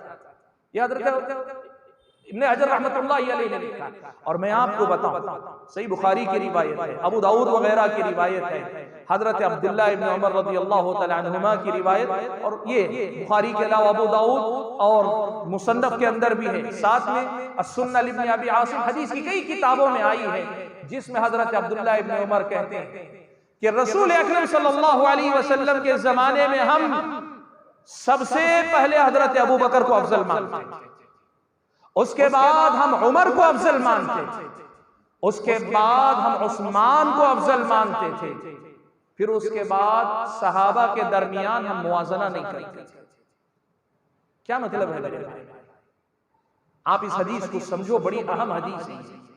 अब्दुल्लाह इब्न उमर रज़ियल्लाहु तआला अन्हुमा बताते हैं कि सहाबा के जमाने में ये मसला था कि फजीलत की जब बात आती तो अबू बकर को अफजल करार दिया जाता था, फिर अबू उमर को कहा जाता, फिर हजरत उस्मान को दिया जाता, और फिर चौथे नंबर पे कौन है? हजरत अली है ना हमारे पास। लेकिन हजरत उमर, अब्दुल्लाह इब्न उमर कहते हैं अल्लाह के नबी के जमाने तक यही मामला था कि उनके बाद सहाबा के दरमियान फजीलत की बात नहीं की जाती थी। इसका मतलब ये हुआ कि ये तीनों की इमामत और खिलाफत और उनकी फजीलत भी बाद में भी मुसल्लम है, उससे पहले भी मुसल्लम थी। हजरत अली इब्न अबी तालिब रज़ियल्लाहु तआला अन्हु के फजाइल मुसल्लम थे, लेकिन चौथा नंबर उम्मत ने इत्तिफाक हजरत अली पे जब कर लिया, तब हजरत अली को ये मुकाम अल्लाह ताला ने अता फरमाया। ये हजरत अब्दुल्लाह इब्न उमर की सही बुखारी और सुनन वगैरह की रिवायत है। अब यहां देखो शिय्यत कहां आती है, आप समझो। कोई आदमी हजरत अली और आले बैत की फजाइल इस कदर ज्यादा बयान करे कि वो हजरत अली की खातिर कभी इशारों किनायों में हजरत उस्मान पे तंज करे, कभी हजरत उमर के बारे में कुछ कहे, अबू बकर के बारे में कहे, अबू बकर उमर को छोड़ो, हजरत उस्मान के बारे में अगर कोई कुछ कहता है, मुतकद्दिमीन की नजर में ये शिय्यत, ये तशय्यो है कि कोई आदमी हजरत अली के नाम की खातिर हजरत उस्मान को निशाने पे ले। ये तशय्यो है दूसरा मरहला। पहले मरहले में मोहब्बत की बात आती है, फिर हजरत अली की तरफदारी की बात आती है, और तीसरा मरहला आता है जिसे मैंने कहा तवल्लुम। और तवल्लुम क्या है, मैं आपको बताना चाहता हूं, वो है आले बैत रसूल को मजलूम करार देकर उनकी हिमायत का ऐलान करना। देखो दो मरहले हुए। पहले मरहले में उनकी मोहब्बत को गालिब करना, दूसरे मरहले में अपने आप को ये मानना कि वो ज्यादा उस्मान के मुकाबले में जरा बेहतर थे। अगर कोई तीनों के मुकाबले में ज्यादा फजीलत दी, ये तो बहुत बड़ी जुर्रत है, ये राफिदियत है पूरी। का तीसरा मरहला ये है कि अब इनको मजलूम माने, हजरत अली को मजलूम माने, आले बैत रसूल को मजलूम माने, और इनकी मजलूमियत का रोना रो रो कर सहाबा को निशाना बनाए। ये है राफिदियत की आखिरी सीढ़ी, कि इसके बाद फिर राफिदियत की। ये बात मैं आपको बताना चाहता हूं, बहुत वाज़ेह बात आप याद रखें। हजरत अली और हजरत मुआविया के दरमियान जंग हुई, जंग सिफ़ीन। हजरत अली और हजरत आयशा, तलहा और जुबैर के दरमियान जंग हुई, जंग जमल। लेकिन इस जंग के बावजूद सारे अहले सुन्नत का इत्तिफाक है, और न सिर्फ अहले सुन्नत का, हजरत अली का इत्तिफाक है इस बात से कि लड़ाइयां नफरत की लड़ाइयां नहीं थी, दुश्मनी की लड़ाइयां नहीं थी। इत्तिफाक है इस पर, याद रखो मेरे भाई, याद रखो मेरे भाई। ये जो जंगे हुई ना सहाबा के दरमियान, जंगे हुई, आज गलतफहमी का इजाला मैं आपके सामने कर देना चाहता हूं। लोग बहुत बड़ा धोखा देते हैं कि पूरी उम्मत दो हिस्सों में बढ़ गई थी। एक तरफ हजरत अली और उनका लश्कर था, दूसरी तरफ हजरत आयशा, तलहा व जुबैर या हजरत मुआविया का लश्कर था। उम्मत दो हिस्सों में बटी हुई थी। याद रखो मेरे भाइयों, इब्ने सीरीन रहमतुल्लाहि अलैहि कहते हैं हाजतिल फितना, फितना उठा, ये जो क़त्ल खून खराबे का फितना उठा। अल्लाह के नबी सल्लल्लाहु अलैहि वसल्लम के सहाबा की तादाद कितनी थी? 10,000 सहाबा थे, कहते हैं 10,000 सहाबा थे। लेकिन इन 10,000 सहाबा में से जो इसमें दाखिल हुए ना इन जंगों में, 100 सहाबा भी शरीक नहीं हुए, बल्कि लम यबलुगु 30 सहाबा भी नहीं शरीक हुए। जो शरीक हुए सहाबा, उनकी तादाद 30 को भी नहीं पहुंची। ये बड़ी अहम बात है, सब लोग इसे गोल कर जाते हैं, सब लोग गोल कर जाते, कहते साहबा आपस में लड़ते रहे, खून खराबा करते रहे। अल्लाह के बंदो पढ़ो तो सही, क्या लिखा है? का फितना खड़ा हुआ। साहबा की तादाद 10,000 थी, उस वक्त मौजूद थे 10,000 साहबा। लेकिन इस फितने में जो दाखिल हुए कितने थे? 100 भी दाखिल नहीं हुए, बल्लम यबलुगु 30 की तादाद में नहीं पहुंची। और आज मैं आपको बताऊं, माजी में बाज़ मुहक्किकीन ने और असर हाजिर में बाज़ मुहक्किकीन ने गिन कर बताया है, तकरीबन 27 सहाबा का नाम मिलता है जो तरफैन से इस जंग में दाखिल हुए थे। चाहे वो जंग जमल की बात हो या जंग सिफ़ीन की बात हो, सहाबा में से बस इतने ही लोग थे। इसका मतलब क्या हुआ? सहाबा की मेजॉरिटी 10,000 सहाबा में से 30 के अलावा बकिया सारे सहाबा या 27 के अलावा बकिया सारे सहाबा कहां थे? गैर जानिबदार बैठे हुए थे। वो समझते थे कि ये फितना इसमें दाखिल नहीं होना चाहिए। मेरे भाइयों, इन हकीकतों को भुलाकर आज ये तीसरा मरहला आपके अंदर फैलाया जा रहा है कि ये जो जंगें हुई ये आले बैत रसूल की मजलूमियत थी, अब इसमें हमें आले बैत रसूल का साथ देना चाहिए और इसी के नाम पे हजरत आयशा के मुकाबले में जुर्रत नहीं कर सकते, तलहा और जुबैर के बारे में जुर्रत नहीं कर सकते, इसलिए कि इनके बारे में जन्नतों की खुशखबरी आई हुई है ना, जुर्रत नहीं कर सकते। तो हजरत मुआविया, अमर इब्न आस और उनके साथ दीगर जो साहबा उनको निशाने पे ले लेते। क्यों? इसलिए कि ये टारगेट जरा सॉफ्ट है और जालिमों को ये नहीं पता जिस बुनियाद पे हजरत मुआविया को तुम निशाना बना रहे हो, कल कोई जालिम उठेगा जब मुआविया अली से लड़ने की वजह से बुग़्ज़े अली का निशाना बने या बुग़्ज़े मुआविया बुग़्ज़े अली की अलामत बन गए, तो यही इल्जाम आयशा व तलहा व जुबैर पर नहीं लगेगा। दोनों भी तो लड़े थे, ये लड़े तो वो हजरत अली से बुग़्ज़ रखने वाले और हजरत आयशा और तलहा जुबैर लड़े खामोशी। ये नहीं चले। हो क्या रहा है मेरे भाइयों, आपको हराम को अंदाजा नहीं हो रहा है और राफिदियत कैसे पैर फैला रही है। आज ये सूरत हाल है, इसीलिए अहले सुन्नत एक बात कहा करते हैं, मुत्तफ़क़ा, यूं समझिए कि मुताख़िरीन के बाद ये मुत्तफ़क़ा फैसला है कि सहाबा की जो भी आपसी लड़ाइयाँ हुई ना, उसके बारे में अहले सुन्नत का असल मौक़िफ़ ये है कि वो अपनी ज़बानों को रोक कर रखते हैं। हज़रत उमर इब्न अब्दुल अजीज के पास एक आदमी आया, आकर उसने पूछा, उमर इब्न अब्दुल अजीज कौन है आपको मालूम है ना? आपको मालूम है ना कितने जलीलुल कद्र ताबीई हैं, कितने आला दर्जे के खलीफा हैं। किसी ने आकर पूछा कि ये जो जंगे हुई ना हजरत मुआविया और अली की या हजरत आयशा, इसके बारे में आप क्या कहते हैं? हजरत उमर इब्न अब्दुल अजीज कितने बड़े मुत्तकी इंसान, कितने बड़े इल्म वाले इंसान और उम्मत के लिए कितने बड़े खैरखा थे, कैसी मिसाली खिलाफत उन्होंने कायम की। हत्ता के बाद लोगों ने उनको 5वें खलीफा राशिद तक का नाम देने की कोशिश, ये सब कुछ हुआ ना। वो उन्होंने क्या जवाब दिया? कहा देखो तिल का दिमा, ये वो खून है कि अल्लाह तबारक व तआला ने हमारे हाथों को आलूदा होने से बचा लिया। हम जंग में नहीं थे, अल्लाह ने बचा लिया। अब अल्लाह ने बचा लिया हमारे हाथों को गंदा होने से, यानी किसी का भी खून हो हम अपने आप को आलूदा नहीं कर सकते थे। अल्लाह ने जब हमारे हाथों को बचा लिया तो अपनी जबानों को क्यों हम आलूदा करें? सवाल ये है, आज का कोई मुबल्लिग, कोई आलिम, कोई फकीह, कोई मुज्तहिद, कोई कातिब, कोई राइटर, कोई भी क्यों ना, उमर इब्न अब्दुल अजीज से ज्यादा इल्म वाला, उनसे ज्यादा तक़वे वाला, उनसे ज्यादा उम्मत का खैर खां है। उमर इब्न अब्दुल अजीज का मौक़िफ़ आपको पसंद नहीं और एक आदमी आयरा गैरा नत्थु खैरा उठकर आपसे कहे कि आले बैत रसूल से मोहब्बत के नाम पे सबको निशाने पे लो, हजरत मुआविया को लो, फलां को लो, फलां को लो, ला हौला वला कुव्वता इल्ला बिल्लाह। मेरे भाइयों, मैं आपको बताऊं, हजरत अली ने अपने खिलाफ लड़ने वालों को जन्नती कहा है और हजरत अली जी ने जन्नती कहे तो उन्हें जहन्नमी बना पे तुम्हें मालूम है आपको। जंग खत्म हुई, जंग जमल खत्म हुई, मालूम है हजरत तलहा और हजरत जुबैर दोनों शहीद कर दिए गए थे जंग। हजरत अली को पता चला, हजरत अली को पता चला तो क्या हुआ, आकर हजरत तलहा को अपने जानों पे रख लिया, रख कर हजरत अली रोने लगे, कहा काश के ये दिन देखने से पहले मैं दुनिया से रुखसत हो गया।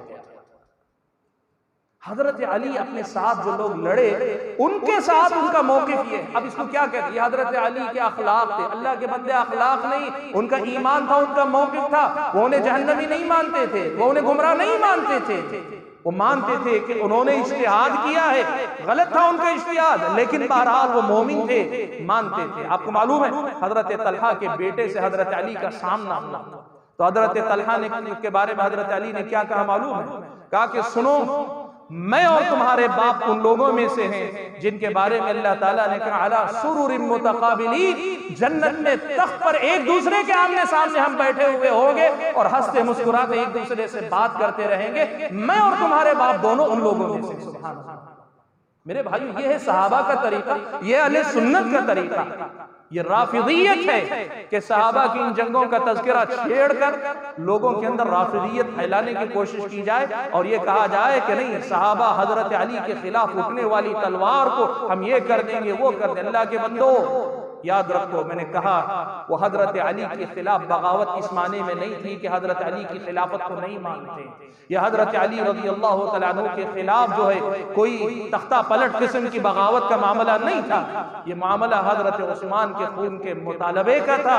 और अहले सुन्नत के पास ये मसला है कि अहले सुन्नत हजरत अली, हजरत इब्न तैमिया ने लिखा है कि अहले इल्म में से कई हजरत अली को बरहक मानते, कई ये मानते हैं कि ये मामला दोनों तरफ इज्तिहाद का था।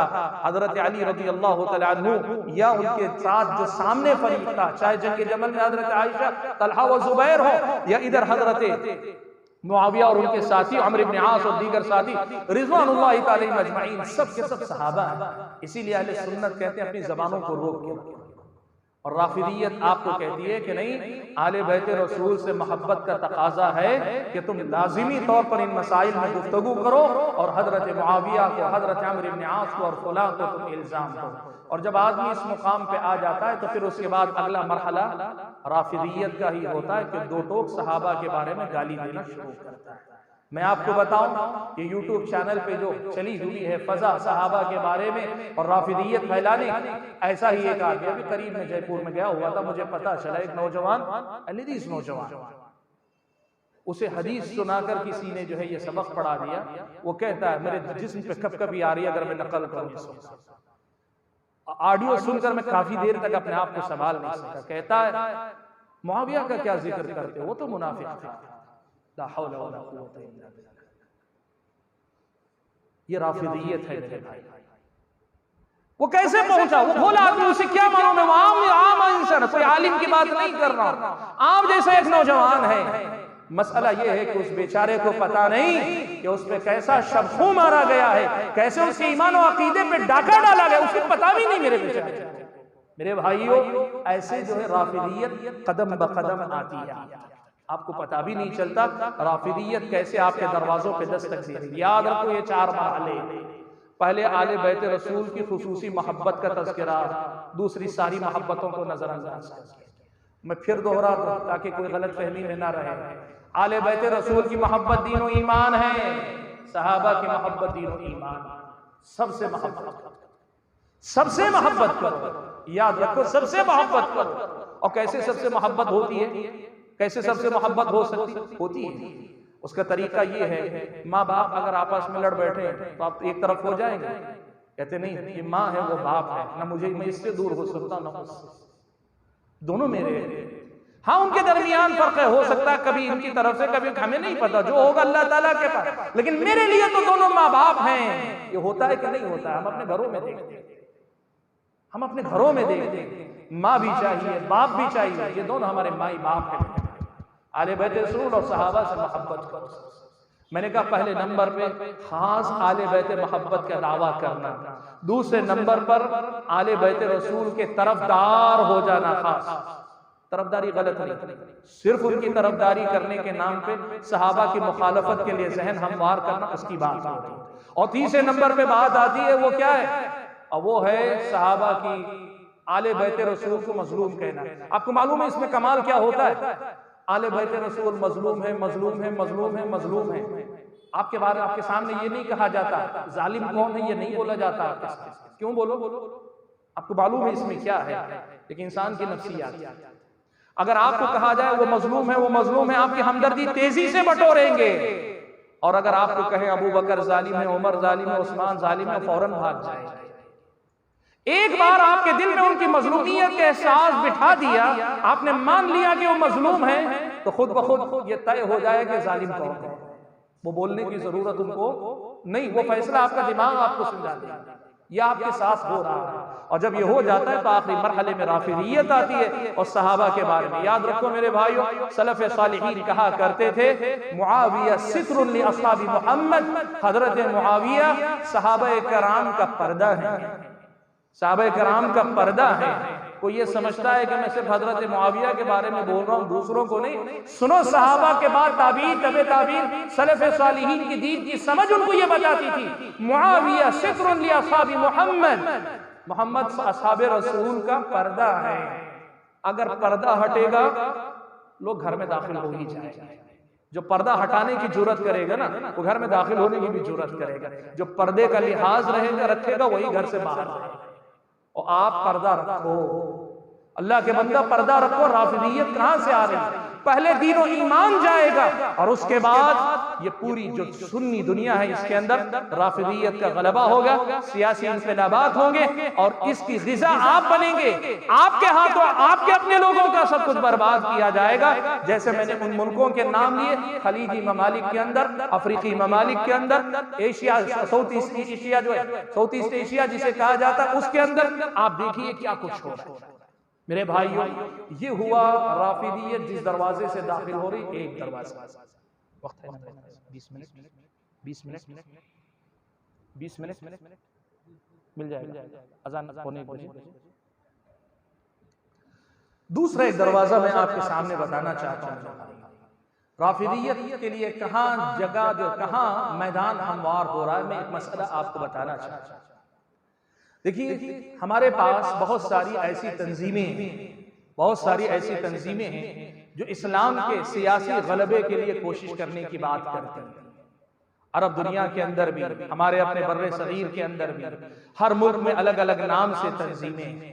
आज आपके सामने मैं सिर्फ एक पहलू सामने नुमायां करना चाहता हूं, इसको समझने की कोशिश करो। देखो, एक बात मैं आपको बताना चाहता हूं, खास तौर पर 19वीं सदी 1800 के बाद का जो जमाना था ना, पूरे आलम इस्लाम के इंतहाई जवाल का जमाना था सियासी एतबार से। अगर आप देखें,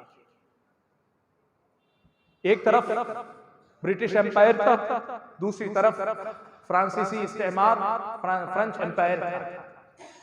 अक्सर, सभी नहीं लेकिन अक्सर मुस्लिम ममालिक क्या थे, या तो बरतानिया के इस्तेमार के तरह दबे हुए थे, या फिर ये कि फ्रांसीसी इस्तेमार के तरह दबे हुए थे।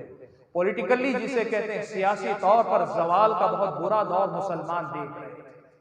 और आपको मालूम है वो दौर ऐसा दौर था कि मुसलमान जब सियासी तौर पर पिछड़ गए ना, सियासी तौर पर जब पिछड़ गए, तो वहां एक जहन पैदा हुआ कि भाई हम जिस कदर इस्लाम को पकड़े रहेंगे उसी कदर हम बैकवर्ड रहेंगे, पीछे रहेंगे। इसलिए आसान तरीका यह है कि हम दीन छोड़कर, जैसे ईसाइयों ने अपने दीन को छोड़कर तरक्की की ना, जैसे ईसाइयों ने अपने दीन को छोड़कर तरक्की की, हम भी अपने दीन को छोड़कर ही तरक्की कर सकते हैं। ये जहन पूरी दुनिया के अंदर बन रहा था। ये 18वीं सदी के बाद 19वीं सदी ईस्वी की मैं बात, आज हम 21वीं सदी में, हम 21वीं सदी में, मैं तकरीबन 150 साल पहले के जमाने का अंदाजा तकरीबन आपको बताऊं। अब ये सियासी तौर पर ये जो सूरत हाल थी, बड़ी फिक्रमंदी का माहौल था, बड़ी फिक्रमंदी का माहौल था कि मुसलमान इस तरह तो मुर्तद होते जाएंगे। दुनिया के अंदर मुसलमानों की इतनी बड़ी तादाद, ये सब अगर दीन से फिरते चले जाएंगे तो क्या होगा। अब इस सूरत हाल का मुकाबला करने के लिए कोशिशें शुरू हुई। मैं आपको बता देना चाहता हूं, कोशिशें करने वाले लोगों में अलग अलग अंदाज से लोगों ने अपनी अपनी कोशिशें की। इस वक्त मेरे पास इतना वक्त नहीं है कि मैं किस किस ने क्या कोशिशें की इसकी तफसीलात आपके सामने रख सकूं, लेकिन मैं खास एक जहन की बात करना चाहता हूं उन तंजीमों के बारे में जिन तंजीमों ने इस्लाम के सियासी गलबे को अपना मिशन बनाया, इकामत दीन को या दीन कायम करने के मसले को उन्होंने अपनी जिंदगी का मकसद बनाया। इन तंजीमों का जो बैकग्राउंड है वो मैं आपको देना चाहता हूं। उन्होंने ये पैगाम देना शुरू किया कि नहीं, उम्मत मुस्लिमा को ये सबक पढ़ाना चाहिए कि सारी दुनिया की कौमें दीन छोड़कर हो सकता है दुनिया में तरक्की कर जाएं। मुसलमानों की तकदीर में अल्लाह का फैसला ये है कि ये दुनिया में तरक्की करना चाहे तब भी इनको दीन पकड़कर ही, दीन साथ लेकर ही ये तरक्की कर सकते। ये सबक नई नस्ल को पढ़ाना चाहिए।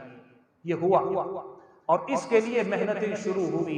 हज़रत उमर इब्न खत्ताब की तरफ मंसूब एक जुमला है, वो कहा करते थे, कुन्ना अदिल्ला, हम जलील थे, फ़अज़्ज़नल्लाहु क़ौमन बिल इस्लाम, अल्लाह तबारक व तआला ने एक कौम के तौर पर इस्लाम के जरिए हमें इज्जत अता फरमाई।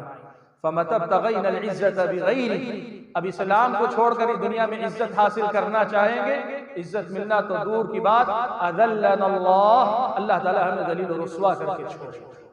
ये पैगाम उम्मत को देने का काम शुरू किया गया। ये पैगाम देना शुरू किया गया कि नहीं, इस्लाम छोड़कर हम सरबलंद नहीं हो सकते, इस्लाम को अपना कर ही सरबलंद हो सकते हैं। और इसी माहौल में चूंकि सियासी तौर पर मगलूबियत का जमाना था, इस जहन ने पनपना शुरू किया कि नहीं, मुसलमानों को सियासी गलबा दिलाया जाएगा, तभी जाकर मुसलमानों के अंदर ये इर्तिदाद, ये शिकस्त खुर्दगी का जो एहसास है, इसको मिटाया जा सकता है। इसलिए मुसलमानों के सियासी गलबे की राह हमवार की जाएगी। चुनांचे हुआ क्या, यहां पर असल में इस्लामी निज़ामे हुकूमत कायम करने की फिक्र ने जन्म, इस फिक्र ने जन्म लिया। अब इस फिक्र ने जब जन्म लिया तो इन्होंने क्या किया, इनिल हुक्मु इल्ला लिल्लाह, अल्लाह ताला की हाकिमियत की जो बात कुरान और सुन्नत में आई, उस मसले को सबसे बड़ा मसला बनाया और इसी की बुनियाद पर कहा तौहीद की ये किस्म है तौहीद हाकिमियत। ला हाकिम इल्लल्लाह, अल्लाह ताला के अलावा कोई हाकिम नहीं, अल्लाह के निजाम के अलावा किसी का निजाम नहीं चल सकता।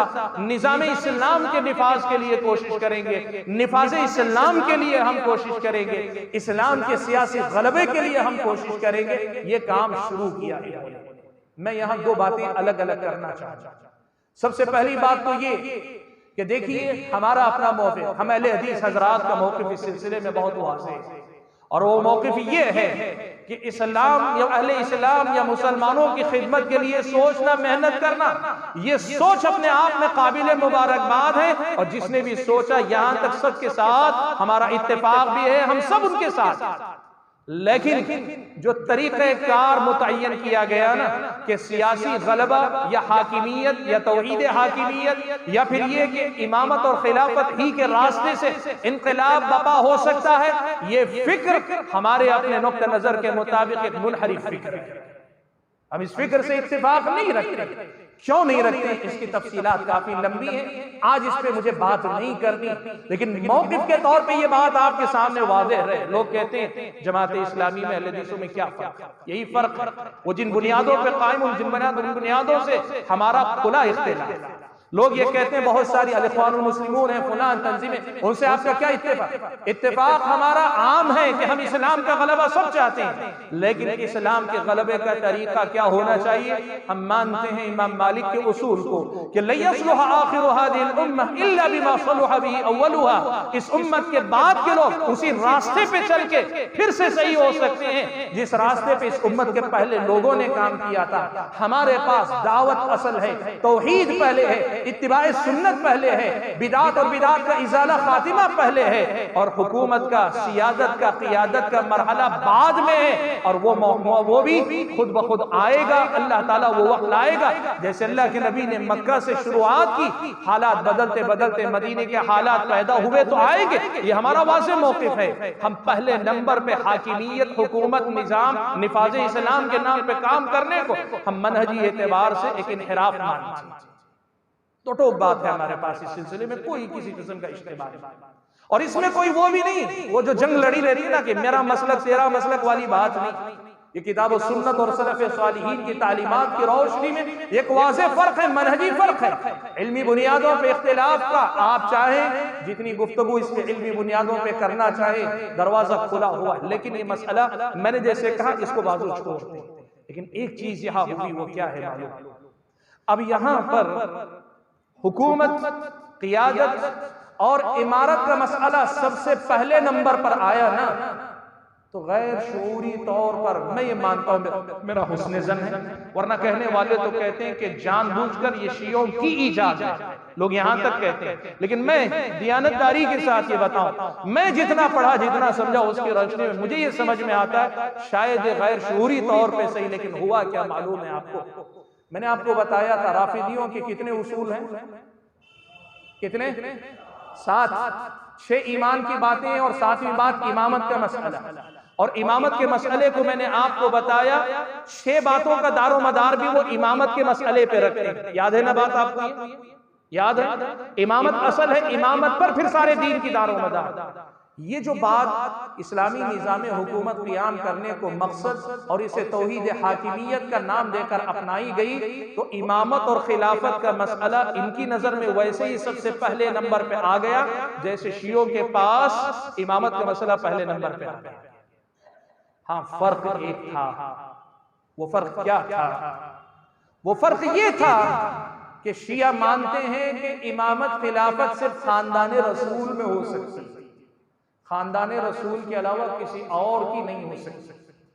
लेकिन यहां ऐसी कोई बात नहीं, वो शुराइयत के साथ किसी भी खलीफा को इमाम मानने की बात करते हैं, इसमें इत्तेफाक नहीं। वो ये नहीं कहते आले बैत रसूल ही का इमाम हो सकता है, जो शिया कहते हैं वो नहीं कहते। लेकिन मैंने कहा ना, मेरा मानना गैर शऊरी तौर पे, और लोग तो कहने वाले कहते हैं कि नहीं ये जानबूझकर किया गया। ऐसे हुआ ये कि अब ये इमामत का मसला इनका और उनका दोनों की पहली तरजीह हो गई।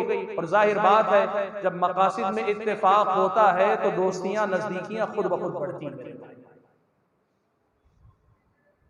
नजदीकियां खुद ब खुद बढ़ती हैं। अब ये जब मसला आया ना, तो अब दूसरे मसले पे आया, निज़ाम इस्लाम, निफाज इस्लाम की बात आई। तो आप जानते हैं आलम इस्लाम में इस वक्त कितनी मुस्लिम हुकूमतें हैं? तकरीबन 60 ममालिक, तकरीबन 60 ममालिक। और इनमें की एक बड़ी तादाद ऐसे मुल्कों की है जहां के हुक्मरान इस्लामी शरीयत को नाफिज नहीं करते। और जहां इस्लामी शरीयत नाफिज है वहां पूरी तरह से इस्लामी शरीयत नाफिज नहीं है। ये सच्चाई है, कोई आप इसमें लगी लपटी ना रखें। सऊदी अरब के अंदर भी है, अल्लाह का फजल करम है, हम मानते सबसे ज्यादा वहां है, लेकिन पूरा वहां भी नहीं है। इसलिए शेख इब्न बाज से किसी ने एक मरतबा बात की थी। शेख इब्न बाज ने कहा तुम्हारी सारी बातें मंजूर हैं, मुझे शिकायतें, लेकिन ये बता दो इससे बेहतर कोई मुल्क है जो अल्लाह ताला के दीन को इनसे ज्यादा नाफिज कर रहा है, मैं वहीं चला आऊंगा, चलो वहीं बस इतनी सी बात आई। मैंने कहा कि बहुत सारे मुस्लिम ममालिक के अंदर हुक्मरान इस्लामी निजाम को नाफिज नहीं कर रहे हैं और नहीं कर रहे थे। अब चूंकि इन तहरीकों का, तंजीमों का, चाहे वो अरब दुनिया के अंदर अल-इख्वान मुस्लिमून की बात हो, या हमारे अपने मुल्क बर्रे सगीर के अंदर जमात इस्लामी की बात हो, या फिर ये कि दूसरे ममालिक के अंदर, तुर्की के अंदर उर्दुगान की जो जमात है, या फिर ये कि तुनिस के अंदर दूसरी, ये जो जितनी तंजीमें हैं ना, हर जगह अलग अलग किस्म की तंजीमें। इन तंजीमों का एक मसला मैं आपको ये बताना चाहता हूँ। वो निज़ाम इस्लाम, निफाज इस्लाम की जब बात करते हैं ना, उनको एक चीज ये भी समझ में आई कि ये जितने हुक्मरान हैं, ये हुक्मरान रहेंगे तो फिर इस्लामी निज़ाम हुकूमत नाफिज नहीं होगा। अब इसके बाद यहां से एक मसला शुरू हुआ, वो तकफीर का मसला, मुस्लिम हुक्मरानों को काफिर करार देने का मसला। इसलिए कि मुस्लिम हुक्मरान के खिलाफ बगावत नहीं हो सकती, लेकिन मुस्लिम हुक्मरान काफिर करार दिया जाए तो उसके खिलाफ बगावतें हो सकती हैं। नतीजा क्या हुआ आपको मालूम है? मैं आपको बताऊं, तारीख इस बात पे गवाह। खवारिज ने जिस तरह से मुर्तकिबे कबीरा, गुनाहे कबीरा के इर्तिकाब करने वाले को काफिर कहा, जबकि इस्लामी शरीयत की नजर में वो काफिर नहीं होते, यही सूरत हाल इन तंजीमों के अंदर पनपती फिरी। इन्होंने भी हुक्मरानों के वो गुनाह जो गुनाह हैं, शरीयत की मुखालफतें हैं, इनको कुफ्र के दर्जे में रखकर इनके खिलाफ बगावतें शुरू की। और इन्हीं की कोख से ISIS जैसी तंजीमें खड़ी हुई, दाइश खड़े हुए, जिन्होंने दुनिया के अंदर क्या कुछ किया आप जानते हैं। ये तंजीमें खड़ी हुई और ये सब आगे चली।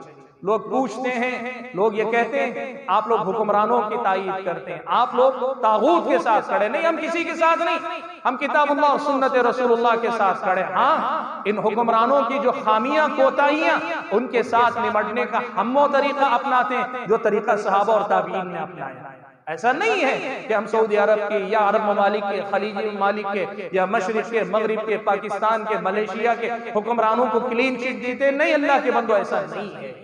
हम ये कहते हैं कि इनसे निपटने का तरीका वो अपनाओ जो सलफ सालिहीन ने अपनाया, जो तरीका सलफ सालिहीन का था वो अपना। मैं ये बात बता रहा हूं कि बात ये हुई कि अब एक तरफ इनके खिलाफ ये बगावतों का सिलसिला इन तंजीमों की तरफ से शुरू हुआ, तो फिर शियों को नजर आया कि जो हमारा मकसद है कि मुस्लिम जो सुन्नी ममालिक हैं उनके अंदर बेचैनी पैदा होना चाहिए, सियासी तौर पे उनको जो है यूं समझिए कि उनको जमा हुआ नहीं रहने देना चाहिए, सियासी इज़्तिराब का शिकार रहे।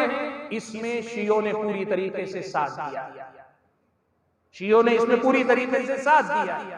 और इससे आगे बढ़कर मैं आपको बताना चाहूंगा एक मसला और आया। अब इनका मसला ये था शियों का कि वो इमामत अहले बैत के कायल थे ना, इमामत अहले बैत के कायल थे। अहले बैत की इमामत के अलावा सबकी इमामत को वो नाजायज मानते। अबू बकर, उमर और उस्मान, फिर हजरत अली व हसन को छोड़कर मुआविया, उनके बाद यजीद और उसके बाद दीगर बनु उमैया और बनी अब्बास के खुलफा सबकी खिलाफत को जुल्म की हुकूमत मानते। लेकिन इन लोगों के पास, ये जो इस्लामी निज़ाम हुकूमत कायम करने वाले, इन लोगों के पास ये था कि भाई खिलाफत कैसे कायम होगी, का ये बादशाहत का सिलसिला, ये जो खानदानी निज़ाम हुकूमत चलता है, इसका खातिमा होना चाहिए। तो खिलाफत के नाम पर बादशाहत के खिलाफ, मुलूकियत के खिलाफ इन्होंने मुहिम छेड़ी। तो अब सीधे सीधे इन्होंने टारगेट कहां से शुरू किया, खिलाफत कहां मुलूकियत में तब्दील हुई, खानदानी वरासत कहां से बनना शुरू हुई। सबसे पहले हजरत मुआविया, फिर यजीद, फिर उसके बाद दीगर बनु उमैया के हुक्मरान, फिर अब्बास। तो इन लोगों ने हजरत मुआविया और उनके बाद वालों, और उससे आगे बढ़कर यह कहा कि हजरत उस्मान ने यह खानदानी निजाम हुकूमत की बुनियादें रखी। इन्होंने इमामत के सिलसिले में चूंकि बादशाहत को नकार दिया, कहा नाजायज और हराम है। मैं ये भी बता दूं, इस्लामी शरीयत की नजर में खिलाफत जो शुराइयत से कायम हो वो मुकद्दम है, अफजल है। लेकिन अगर कोई हुक्मरान बादशाहत के रास्ते से भी आकर इस्लामी निजाम नाफिज करता है, इस्लामी शरीयत की नजर में उसकी हुकूमत जायज है। वक्त इजाजत नहीं देता, लेकिन एक हवाला दे देता हूं। अल्लाह के नबी ने फरमाया, हजरत जाबिर फरमाते हैं, ये दीन बराबर उस वक्त तक गालिब रहेगा जब तक के 12 खुलफा इसके के बाद दी करे, इसके खलीफा ना बन जाए के बाद दी करे। हम सब जानते हैं 12 खुलफा अल्लाह के नबी ने कहा। इनमें से कितने खुलफाए राशिदीन में से 4 हैं, हजरत हसन को मिला ले तो 5 होंगे। 5 के बाद बाकी 7 किसमें से? यही बनी उमैया के हुक्मरान हैं, जिनके बारे में अल्लाह के नबी ने खलीफा का लफ्ज इस्तेमाल किया। 12 खलीफा जब तक होंगे तब तक ये दीन गालिब रहेगा। अल्लाह के नबी ने कहा, खलीफा का बादशाहों को खलीफा अल्लाह के नबी ने कहा। वक्त इजाजत नहीं देता कि मैं तफसील में जाऊं, लेकिन मैं कहना ये चाहता हूं कि अब इन्होंने बादशाहत के खिलाफ मुहिम के नाम पर हजरत उस्मान से मुहासबा शुरू किया, हजरत मुआविया और हजरत अम्र इब्न आस को नशाने पे लिया, यजीद इब्न मुआविया कर तो जो चाहा कर लिया, और बाद के खुलफा तो फिर किसी हिसाबो किताब में नहीं रहे। इस तरह से ये हो गया, राफिदी जो काम जुल्म की हुकूमत के नाम पर सारी मुस्लिम हुक्मरानों के खिलाफ करना चाहते थे, उनका आधा काम इन दीनी तंजीमों ने कर दिया, जिन्होंने इस्लामी निजाम हुकूमत के नाम पे काम किया। मेरे भाइयों, इन तमाम बातों को समझकर जो पैगाम मैं आपको देना चाहता हूं, उस पैगाम को याद रखो मेरे भाइयों। राफिदियत अपने पर फैला रही है, वो आगे बढ़ते आ रही है। आलम इस्लाम का एक बड़ा हिस्सा उसकी जद पर आया भी, मुतासिर हुआ, तब्दील हुआ भी। आपके अपने मुल्क में ऐसा हो रहा है, जाने या अनजाने, जैसे भी हो, राफिदियत कदम कदम आगे बढ़ती जा रही है। ये आपकी मेरी जिम्मेदारी बनती है कि वक्त के मोतबर मुस्तनद उलमा के साथ रहते हुए अहले सुन्नत वल जमात के पास जो मुत्तफक अलैह अकीदा और मनहज है, सहाबा के बारे में, खुलफाए राशिदीन के बारे में, बनु उमैया के बारे में, बनु अब्बास के बारे में जो मौक़िफ़ उलमाए अहले सुन्नत का है, उसे लाजिम पकड़े रहो। और जज्बात में आकर किसी और मसले को हल करने के नाम पे किसी और मसले को आंच न लगाओ, ऐसा मत करो मेरे भाई। बात बहुत लंबी हुई, लेकिन जो मेरा उन्वान था वो उन्वान यही था, राफिदियत और उसके बरगुबार। मैंने ये बात आपको समझाने की कोशिश की कि राफिदियत क्या है और हमारे दौर में कैसे वो पर फैला रही है। इस मसले को हम और आपको समझने की जरूरत है। अल्लाह ताला से मेरी ये दुआ है कि अल्लाह ताला मुझे, आप सभी हजरात को, तमाम खवातीन को इन हक़ाइक़ को समझकर पूरी दुनिया का और तारीख का मुताला करने की तौफीक अता फरमाए, और जो बातें समझ में आती हैं इनकी रोशनी में दीन और ईमान की हिफाजत करते हुए सबके साथ मिलकर इस्लाम की सरबलंदी के लिए, इस्लाम की तरक्की के लिए कोशिश और मेहनत करने की तौफीक अता फरमाए। आमीन। आखिर दावाना अल्हम्दुलिल्लाहि रब्बिल आलमीन।